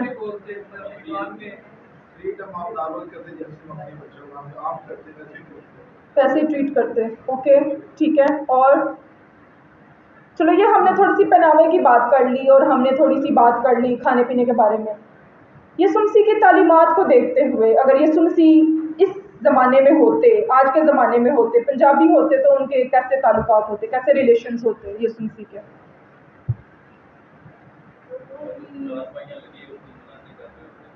ओके ये भी सही है, ठीक है। और बिल्कुल जो आज जो हमारे आज वही होना था जाति के हिसाब का जो भी होगा कोई साफ होना वो उस टाइम के लोग अपने वो इस तरह बुरा बना ओके ओके, ठीक है, थैंक यू जी। और कोई? अब देखें, हमारे मुआशरे में लोगों की बहुत सारी कैटेगरीज हैं। परेशान हैं, दुख में, तकलीफ़ हैं, बेवा औरतें हैं, परेशान हैं, लोगों के पास खाने के लिए खाना नहीं है, दवाई के लिए पैसे नहीं है, हॉस्पिटल जाने के लिए पैसे नहीं है, बच्चों की फीसें देने के लिए पैसे नहीं है। यसुम मसीह अगर आज इस दौर में होते तो उनके ताल्लुकात किन लोगों के साथ होते? वो अपनी बिशारत का काम कैसे करते, किन लोगों में करते? ओके, देखें, जब हम बाइबल स्टडीज़ करते हैं, बाइबल मुकद्दस को ज़रा थोड़ा सा गहरे तौर पे पढ़ते हैं और हमें पता चलता है, अगर हम गौर से पढ़ें तो हमें पता चलता है कि यहूदी कल्चर, उस ज़माने के हालात और आज के ज़माने के हालात मुख्तलिफ नहीं थे। आज हम 2023 साल के बाद भी जब हम बातें करते हैं तो औरतों को वैसे ही हकारत की निगाह से देखा जाता था, बच्चों के साथ वही सलूक किया जाता था, मर्दों को औरतों के साथ बात करने की इजाज़त नहीं थी, औरतों के साथ तशद्दुद किया जाता था, औरतों को आज़ादी नहीं थी, बात करने की आज़ादी नहीं थी। तो आजकल क्या है? आजकल भी ये है, चले तब्दीली आई है, हम ये नहीं कहते कि तब्दीली नहीं आई, लेकिन फिर भी हालात ज़्यादा मुख्तलिफ नहीं हैं, हालात अभी भी वैसे ही हैं, अभी भी तब्दीली की ज़रूरत है। अगर यसुम मसीह आज होते तो शायद आज भी वो औरतों के लिए उसी तरह आवाज़ उठाते जिस तरह के उस ज़माने में उठाई जाती थी। और यसुम मसीह की जब हम तालीमात को देखते हैं तो उन्होंने अपनी सकाफत में रहते हुए तब्दीली लाने की कोशिश की। उन्होंने ये नहीं कहा कि मैं अपनी सकाफत को बदल दूं और मैं चीज़ों को बस इधर उधर करके तो ख़त्म कर दूं, बल्कि उन्होंने क्या किया, उन्होंने अपनी सकाफत, अपने रस्म व रिवाज के अंदर रहते हुए तब्दीली पैदा करने की कोशिश की। फिर हम ये भी देखते हैं कि यीशु हर माहौल में, हर रवायत में, हर सकाफत में काम कर सकता है, वो आ सकता है, वो मुतजस्सिद हो सकता है। ये हमारे इंसानों के अपने तासुब हैं, और या हमने जो वेस्टर्न कल्चर है उसको इतना ज़्यादा अपने ऊपर हावी कर लिया है कि हम यीशु मसीह की कोई और शक्ल, मुकद्दसा मरियम की कोई और शक्ल देखना ही नहीं चाहते, या हम सोचना ही नहीं चाहते। तो ये चीज़ें हैं जिनको तब्दील करने की ज़रूरत है, हमें सोचने की ज़रूरत है। जब हम ऐसे प्रोग्राम्स में आते हैं, अगर कोई भी बात आपको अच्छी लगे तो आप कोशिश करें कि आप उसको सीखें, आप उसको अपनी अमली ज़िंदगी का हिस्सा बनाएं और उसको दूसरों के साथ भी बांटें। और कभी भी हमें अपने आप को कमतर या इंफीरियर नहीं समझना चाहिए कि मैं तो गरीब हूँ, मैं पंजाबी हूँ, मैं औरत हूँ, या मैं लड़का हूँ। कई दफ़ा लोग लड़के होने से भी नाखुश होते हैं, कई दफ़ा लोग लड़कियाँ औरतें होने से भी नाखुश हैं। हम कई दफ़ा ऐसे नाशुक्रगुज़ार हैं कि हम किसी सूरत में भी खुदा की शुक्रगुजारी नहीं करते। तो जब हम इब्तदाई कलीसिया को देखते हैं तो उसमें उनकी जो क्वालिटीज़ थी वो क्या थी? प्यार, मोहब्बत और शराकत। और वो जब बैठते थे, अपनी चीज़ों को बांटते थे, तो वो क्या करते थे? वो खुदा का शुक्र करते थे, वो शुक्रगुजारी करते थे। तो आज हमें भी शुक्रगुजारी करने की ज़रूरत है। अच्छा जी, फिर मकामी कलीसिया को बनाने के लिए, मकामी कलीसिया को परवान चढ़ाने के लिए रवैयों में तब्दीली की बहुत ज़रूरत है। अगर हम सारी चीज़ों को सुनते हैं, उन पे अमल नहीं करते, تو پھر مقامی کلیسیا نہیں بن سکتی. مقامی کلیسیا کے لیے پہلے آپ کو مقامیت کو سمجھنے کی بہت ضرورت ہے کہ مقامیت ہے کیا. ہم نے اپنے روزمرہ زندگی میں رہتے ہوئے، اپنے حالات میں رہتے ہوئے یسوع مسیح کو کس طرح قبول کرنا ہے اور کس طرح محسوس کرنا ہے، اور وہ کس طرح ہمارے اندر کام کر سکتا ہے. اگر ہم یسوع مسیح کو اور روح القدس کو اپنے اندر آنے کی اجازت دیں گے، کام کرنے کی اجازت دیں گے، تو وہ کام کرے گا نا. اگر ہم اجازت نہیں دیں گے، قبول ہی نہیں کریں گے، تو وہ کس طرح کام کر سکتا ہے. ابھی ہم تھوڑا سا بات کریں گے.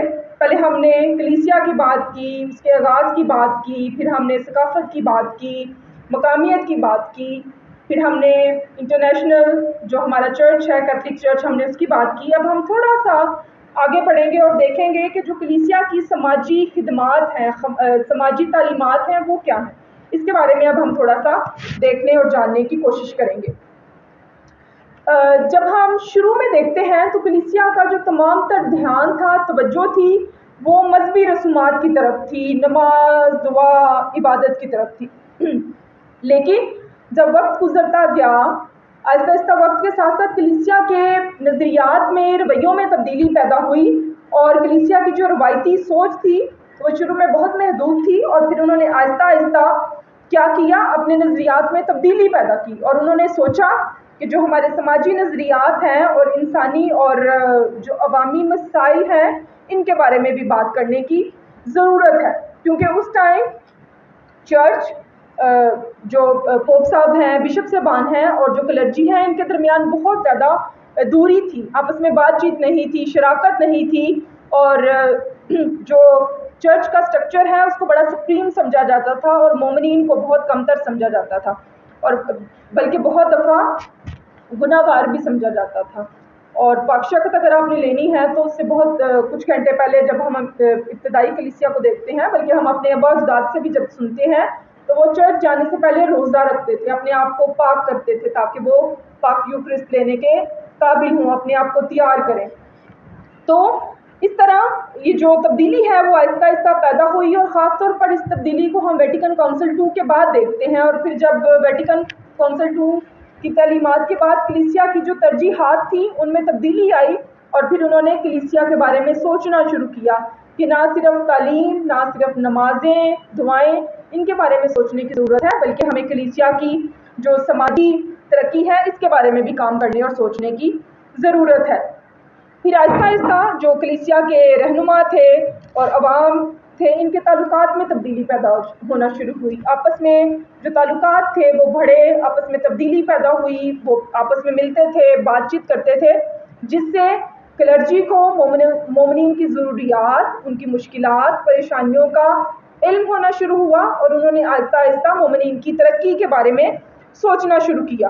اور اس طرح ہم دیکھتے ہیں کہ ویٹیکن کونسل II کے بعد جو مقامی اور ثقافتی زبانیں ہیں ان کو خاص اہمیت دی گئی کہ ہر علاقے میں، ہر جگہ پہ، ہر ملک میں لوگوں کو اپنی مقامی زبان میں بائبل مقدس کو اپنی زبان میں ترجمہ کرنے کی اجازت دی گئی. جو نمازیں ہیں ان کو اپنی زبان میں کرنے کی اجازت دی گئی، اور اس طرح جو مقامی کلیسیا ہے اس کو فروغ ملا، اور آہستہ آہستہ مقامی کلیسیا پروان چڑھتی گئی.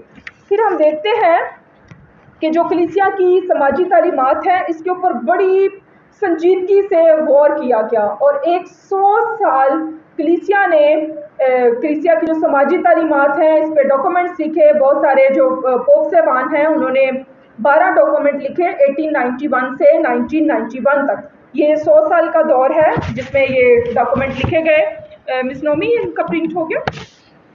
تو میں مس نومی سے ریکویسٹ کروں گی پلیز آپ سب کو دیں تاکہ آپ سب کو پتہ چلے کہ جو سماجی تعلیمات کے لیے کون کون سی دستاویز کیتھولک کلیسیا نے متعارف کرائیں، اور میں جب سب کو مل جائے تو ہم ان کو پڑھیں گے بھی، مل کے پڑھیں گے. روپا جلدی سے دیں.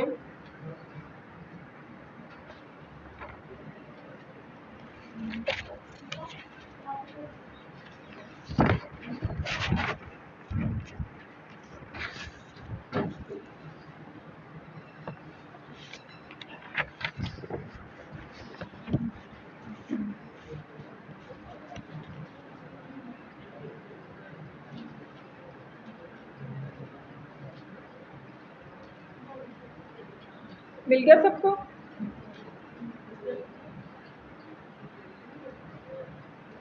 اگر کم ہے تو 2 لوگ شیئر بھی کر سکتے ہیں.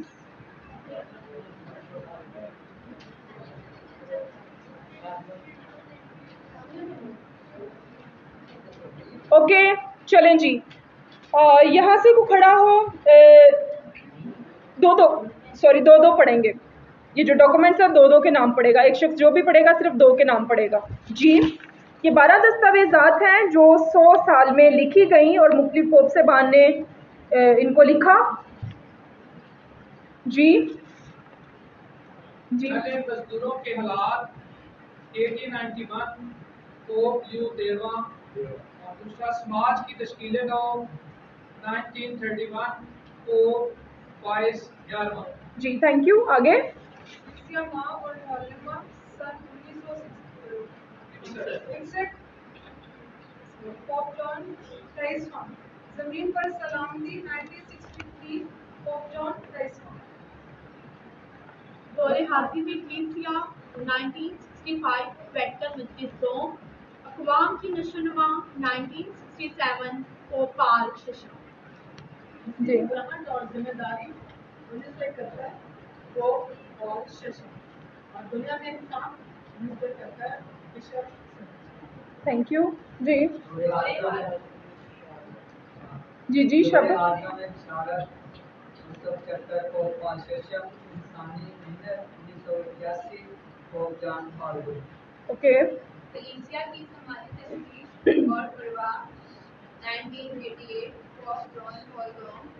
سماجی انصاف اور کلیسیا 1991 pope John Paul I. Thank you.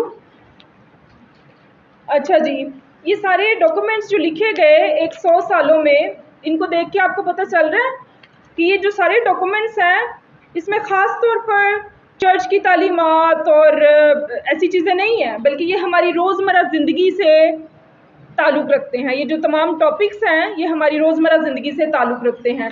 اور آپ کوشش کریں کہ ضرور اس کی جو سمری ہے وہ آپ ضرور پڑھیں تاکہ آپ کو تھوڑا سا پتہ چلے کہ جو کلیسیا کی سماجی تعلیمات ہیں وہ کن کن چیزوں کے بارے میں بات کرتی ہے. یہ تو اس کے مین ٹاپکس ہیں، لیکن آپ کی سیلف اسٹڈی کے لیے بہت اچھا ہوگا اگر آپ مزید جاننا چاہتے ہیں، مزید پڑھنا چاہتے ہیں. گوگل سرچ ابھی بہت آسان ہو گئی، آپ کے پاس ڈاکومنٹ کا نام بھی آ گیا ہے، ایئر بھی آ گیا اور پوپ صاحب کا بھی نام آ گیا، تو اس سے آپ کو ڈھونڈنا بہت زیادہ آسان ہو جائے گا. جی ابھی ہم آگے بڑھتے ہیں. ابھی ہم تھوڑی سی اپنی جو موجودہ کلیسیا ہے ہم اس کے بارے میں بات کریں گے اور پوپ فرانسس کے بارے میں بات کریں گے. پوپ فرانسس کلیسیا میں ایک منفرد نقطہ نظر رکھتے ہیں. کوئی بھی شخص ان کے بارے میں جو کچھ بھی جانتا ہے آپ شیئر کر سکتے ہیں پوپ فرانسس کے بارے میں.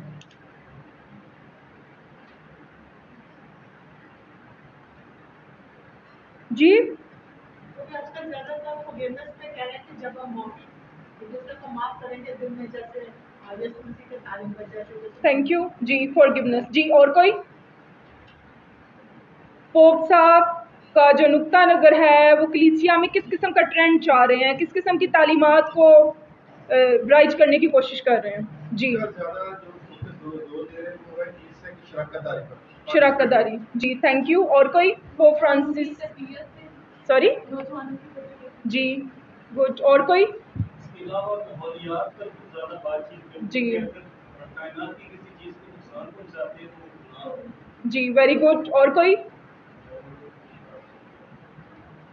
ہم سارے پاکمس کے دوران پوپ صاحب کے لیے سب سے پہلی مناجات پوپ فرانسس کے لیے ہوتی ہے، لیکن پوپ صاحب کیا چاہتے ہیں، ان کی سوچ کیا ہے، ان کا نقطہ نظر کیا ہے، کلیسیا میں وہ کس قسم کی تبدیلی لانا چاہتے ہیں، یہ ہم جاننے کی کوشش نہیں کرتے، نہ ہم انٹرسٹیڈ ہیں کہ پوپ صاحب کیا چاہتے ہیں. جی اور کوئی؟ بین المذاہب ہم مانگی. جی اور کوئی؟ مل کر کام کریں. اوکے جی. اور اوکے پوپ فرانسس کی جتنی بھی باتیں آپ نے بتائیں وہ بالکل ٹھیک ہیں. اس کے ساتھ ساتھ پوپ فرانسس خواتین کے بارے میں بہت زیادہ بات کر رہے ہیں. پوپ فرانسس جو ریفیوجیز ہیں ان کے بارے میں بہت کام کر رہے ہیں. پوپ فرانسس उन लोगों के बारे में जो घरों से निकाले जाते हैं, रद्द किए जाते हैं, ट्रांसजेंडर्स के बारे में बहुत ज़्यादा बात कर रहे हैं।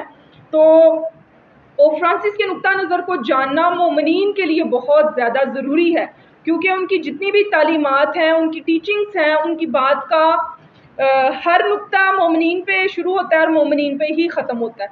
इसलिए पोप फ्रांसिस जो हैं, अगर हम उनको ये कहें कि वो मोमिनीन के पोप, तो वो है ही है, मोमिनीन के पोप हैं, लेकिन ख़ास तौर पर उनका जो कंसर्न है, उनका इंटरेस्ट जो है वो मोमिनीन में बहुत ज़्यादा है।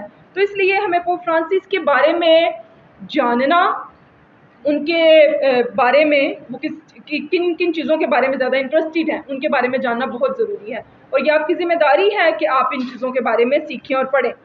अच्छा जी, पोप फ्रांसिस का एक बहुत बड़ा और काम है जो आजकल कलीसिया में बड़ा सरगर्म है, और इंटरनेशनल चर्च भी उसके बारे में काफ़ी ज़्यादा तवज्जो दे रहा है। वो क्या है, वो आप प्लीज़ बताएं मुझे। बिशप सिनड, जी, बिशप सिनड के बारे में पोप साहब बात कर रहे हैं, और पोप साहब ने अक्टूबर 2021 से इसका आगाज़ किया, और जब ऐलान किया था ये 2023 तक था कि 2021 से 2023 तक बिशप सिनड होगी, और बिशप सिनड जब होती है तो अक्टूबर के जो आखिरी 3 हफ्ते हैं पूरी दुनिया से बिशप साहब आते हैं, वहाँ पे बैठते हैं, उसका एक ख़ास एजेंडा होता है जिस पे बातचीत की जाती है। तो पोप फ्रांसिस की जो तवक्को है, पोप फ्रांसिस क्या चाहते हैं, कलीसिया में किस किस्म की तब्दीली चाहते हैं, वो ये है कि कलीसिया में मोमिनीन अपने आप को मेहमान ना समझें कि वो बस चर्च आए, नमाज की और वापस चले गए, बल्कि जो मोमिनीन हैं वो किराएदार नहीं बल्कि मालिक मकान हैं, और कलीसिया जो फादर साहबान हैं वो मोमिनीन को सुनाने वाले ना बने कि हर टाइम वो लेक्चर्स देते रहें, बातें सुनाते रहें, बल्कि कलीसिया को सुनने वाले बने। कलीसिया किन से बनती है? मोमिनीन से। और ये क्या करें? आपस में मिल के बैठें, बातचीत करें, शराकत करें, और मोमिनीन को कलीसिया में ज़्यादा से ज़्यादा शराकत का मौका दिया जाए, उनको सुना जाए। और जब फर्स्ट स्टेज थी और जो एक क्वेश्चनर आया, और पोप साहब ने उम्मीद जाहिर की कि इस क्वेश्चनर के ज़रिए पूरी दुनिया से मोमिनीन की ख्वाहिशात, मोमिनीन की तवक्कुआत को देखने और सुनने का मौका मिलेगा कि मोमिनीन किस किस्म की कलीसिया चाहते हैं। और पूरी दुनिया से लोगों ने इस क्वेश्चनर को फिल किया और भेजा, और उसके बाद एक डॉक्यूमेंट आया अपने खैमा के मुकाम को वसी कर, enlarge the space of your tent. ये अवेलेबल है, मकतबा नमीम पाकिस्तान ने इसको प्रिंट किया है उर्दू ज़ुबान में। अगर आप इंटरेस्टेड हैं, आप देखना चाहते हैं, पढ़ना चाहते हैं, तो आप उस किताब को ख़रीद सकते हैं। तो उसमें बहुत सारे मुल्कों के बारे में आपको पता चलेगा कि किस तरह बहुत सारे मुल्कों से लोगों ने अपनी ख्वाहिशात का और तवक्कुआत का इजहार किया है, और वो पोप साहब से किस किस्म की कलीसिया चाहते हैं, किस किस्म की तब्दीली चाहते हैं। तो उस डॉक्यूमेंट से आपको पढ़ने का और सुनने का मौका मिलेगा कि कलीसिया में किस किस्म के मसाइल हैं और किस किस्म के मसाइल का हल वो पोप साहब से तवक्को चाहते हैं। अब मेरा एक क्वेश्चन है आपसे, अभी मुख्तलिफ जो कलीसियाएँ हैं पूरी दुनिया में, कैथलिक कलीसियाएँ, वहाँ पे मसाइल फ़र्क हैं, लोगों के हालात फ़र्क हैं, सकाफ़त फ़र्क है, ज़ुबान फ़र्क है। अब हर जगह के जो मसाइल हैं, पोप साहब जाके हर जगह पे उनके मसलों को हल करेंगे? क्या सलूशन है इसका? अच्छा जी, बहुत सारे मसाइल हैं, बहुत सारी प्रॉब्लम्स हैं। फॉर एग्जांपल पाकिस्तान की हम मिसाल लेते हैं। पाकिस्तान में हमने मसला पेश किया पोप साहब के सामने कि यहाँ पे हॉस्पिटल्स बहुत कम हैं, यहाँ पे स्कूल्स बहुत कम हैं, ठीक है? तो इसके सलूशन के लिए आप क्या तजवीज़ देते हैं? होता तो बेसिकली हर एक कंट्री में जाकर वो काम नहीं कर सकते, लेकिन जब हम जिस उसको फॉलो करते हैं उनकी तालीमात को, तो हमारे पाकिस्तान में ये मिसाइल हैं, तो हमें खुद ही मिसाइल को पोप साहब ने बता हाईलाइट तो कर दिया, लेकिन वो सलूशन हम खुद भी कर सकते हैं। मुस्लिम के कम्युनिटीज सब मिलके जिस हद तक हो सके उसमें कंट्रीब्यूट करें। स्कूल्स कम हैं तो गवर्नमेंट से अपील की जा सकती है, तो इस तरीके से। देखें, मैं बार बार आपको मकामियत की तरफ और मकामी कलीसिया की तरफ लाना चाह रही हूँ कि हमारे जो मकामी मसाइल हैं हम उनको हाईलाइट कर सकते हैं, हम उनके बारे में बात कर सकते हैं। हम मिलजुल के ऐसे प्रोग्राम्स के ज़रिए अपने फादर साहबान के साथ मिल के हम चीज़ों को हाईलाइट कर सकते हैं। लेकिन हम कभी भी ये तवक्को नहीं कर सकते कि हर मसले का हल पोप साहब, हर मसले का हल फादर जी, हर मसले का हल सिस्टर्स, हर मसले का हल कैटेकिस्ट, ऐसा मुमकिन नहीं है। हम जो मोमिनीन हैं, जब हम चीज़ों को या मसलों को महसूस करते हैं तो हमें क्या करना चाहिए, हमें अपना हिस्सा भी डालना चाहिए। अब देखें, अब हम ये तवक्को तो नहीं कर सकते कि जो बहुत बड़े बड़े प्रोजेक्ट्स हैं हम मोमिनीन मिलके वो भी कर लें, लेकिन हम कहीं ना कहीं से कोई ना कोई नुक्ता आगाज़ तो होना चाहिए, हम कहीं ना कहीं से शुरू तो करें। तब्दीली तब तक नहीं आएगी जब तक हम अपने रवैयों में तब्दीली पैदा नहीं करेंगे, हम अपने आप को कलीसिया का अहम रुकन नहीं समझेंगे। अगर हम अपने आप को हमेशा कलीसिया से बाहर समझते रहे, हम अपने आप को हमेशा ये कहते रहे कि कोई मेरे पास आए, कोई मुझे अप्रोच करे, कोई मुझे बताए तो फिर मैं ये काम करूँगा, ये मुमकिन नहीं है। ये एक सोच है, एक विजन है जो पोप साहब ने दिया है, पूरी दुनिया के सामने रखा है कि वो शराकती कलीसिया चाहते हैं। तो इसके लिए जिम्मेदारी है बिशप साहबान की, फादर साहबान की, सिस्टर्स की, मुनाद साहबान की, और सबसे बढ़ के मोमिनीन की। इतनी कम तादाद में ये जो सारे लोग हैं जिनके मैंने पहले अभी मेंशन किया है सबको, वो हर मसले का हल तलाश नहीं कर सकते जब तक हम अपनी ब्लेसिंग्स के मुताबिक जो भी हमें बरकत या फजल खुदा की तरफ से मिला है, हम अपने आप को खुद पेश नहीं करते। तो मकामी कलीसिया जो है इतनी आसान भी नहीं है और इतनी मुश्किल भी नहीं है, बस थोड़ा सा अपनी सोचों में, अपने रवैयों में, अपने ताल्लुकात में तब्दीली पैदा करने की ज़रूरत है। और पोप फ्रांसिस की जो हमारे मौजूदा पोप हैं, उनके नुक्ता नज़र को समझने की ज़रूरत है। अगर हम अपनी अपनी जगह पे, अपनी अपनी कैपेसिटी में जो वो काम कहते हैं, अगर हम अपने रवैयों में तब्दीली पैदा करना शुरू कर दें और थोड़ा सा जो वो कहते हैं वो काम कर लें। देखें, अब उन्होंने रोज़ों में बहुत खूबसूरत उनका पैगाम आया, 5 कोटेशंस थी लेकिन बहुत खूबसूरत थी। अगर आपको मौका मिले तो आप ज़रूर पढ़िएगा कि गरीबों की मदद करें, दूसरों का ख्याल रखें, हमसायों का ख्याल रखें। छोटी छोटी बातें हैं लेकिन बहुत खूबसूरत हैं। अगर हम आप ज़ाती तौर पे उसको सामने रखें, सोचें, अगर हम इन चीज़ों को अपनी ज़ाती ज़िंदगी का हिस्सा बनाते हैं तो किस तरह हम छोटे से काम पे हम एक जो फ़र्द हैं पूरे मुआशरे में, पूरे ख़ानदान में तो तब्दीली नहीं लेके आ सकता ना, लेकिन अगर हम शुरू करेंगे तो तब्दीली ज़रूर आएगी। पर उम्मीद भी रहना चाहिए, कोशिश भी करनी चाहिए और जहाँ तक मुमकिन हो हमें अपना हिस्सा भी डालना चाहिए।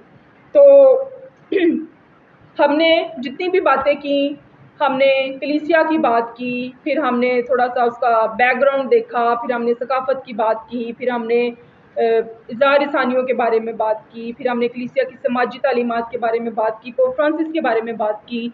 अगर किसी चीज़ की आपको समझ नहीं आई, अगर आप कुछ पूछना चाहते हैं या इसमें कोई एडिशन करना चाहते हैं तो अभी वक्त है, आप कर सकते हैं।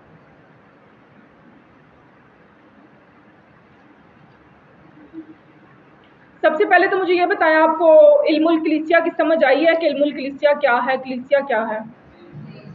ओके, चलें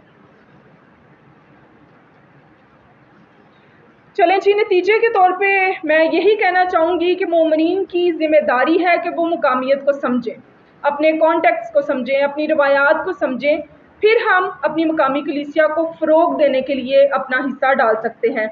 इसके साथ साथ हमें चाहिए कि हम कलीसिया में अपने आप को अजनबी महसूस ना करें, बल्कि हम अपने आप को इस ख़ानदान का हिस्सा समझें, तब ही हम कलीसिया को बेहतर बनाने में अपना किरदार अदा कर सकते हैं। फिर कलीसिया के कामों में अपने आप को पेश करें। अब एक चर्च में 200 लोग, 300 लोग बैठे हुए हैं, तो हम कभी भी तवक्को ना करें कि मैं कंप्यूटर का बहुत एक्सपर्ट हूँ, मैं कंप्यूटर की बहुत एक्सपर्ट हूँ, या मेरी राइटिंग बहुत अच्छी है, या कोई भी ब्लेसिंग है मेरे पास, तो फादर जी मेरे पास खुद आएंगे और वो मुझे कहेंगे आप में ये क्वालिटी है तो आप चर्च के लिए ये काम करें। ठीक है, खुद अपने आप को पेश करें। जो कुछ भी आपके पास क्वालिटी है, जिस भी ब्लेसिंग के साथ खुदा ने आपको पैदा किया है, आप उसको चर्च के लिए पेश करें ताकि कलीसिया को परवान चढ़ने में मदद मिल सके। और कभी भी दूसरों का वेट ना करें, खुदा ने आपको अकेले ही पैदा किया, तो आपकी ज़िम्मेदारी बनती है कि आप खुद अपने आप को पेश करें, ना कि आप दूसरों का इंतज़ार करें। तो थैंक यू सो मच सारी आपके ताउन के लिए, आपने जो साथ दिया, आपने चीज़ों को आगे बढ़ाने में मेरी मदद की, थैंक यू सो मच। और मैं यही तवक्को करूँगी कि आपने जो कुछ कलीसिया के बारे में सीखा है, आप ज़रूर इसको अपनी अमली ज़िंदगी का हिस्सा भी बनाएंगे। आखिर में ये कुछ बुक्स हैं जो मैं आपको दिखाना चाहती हूँ। आप मकामी कलीसिया के बारे में मज़ीद कुछ सीखना चाहते हैं तो آپ دیکھ سکتے ہیں, آپ آنا.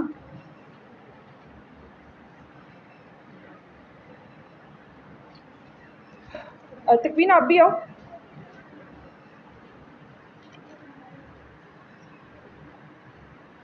آپ کلیسیا کے بارے میں مزید جاننا چاہتے ہیں, مزید علم حاصل کرنا چاہتے ہیں, تو یہ 3 کتابیں ہیں, آپ ان کو خریدیں, ان کو پڑھیں, تو آپ کو اور زیادہ پتہ چلے گا کہ کلیسیا کیا ہے, کیا ہونا چاہیے. اور نہ صرف پاکستان میں بلکہ ایشیا میں جو کلیسیاں ہیں آپ کو ان کے بارے میں بھی جاننے کا موقع ملے گا. Thank you.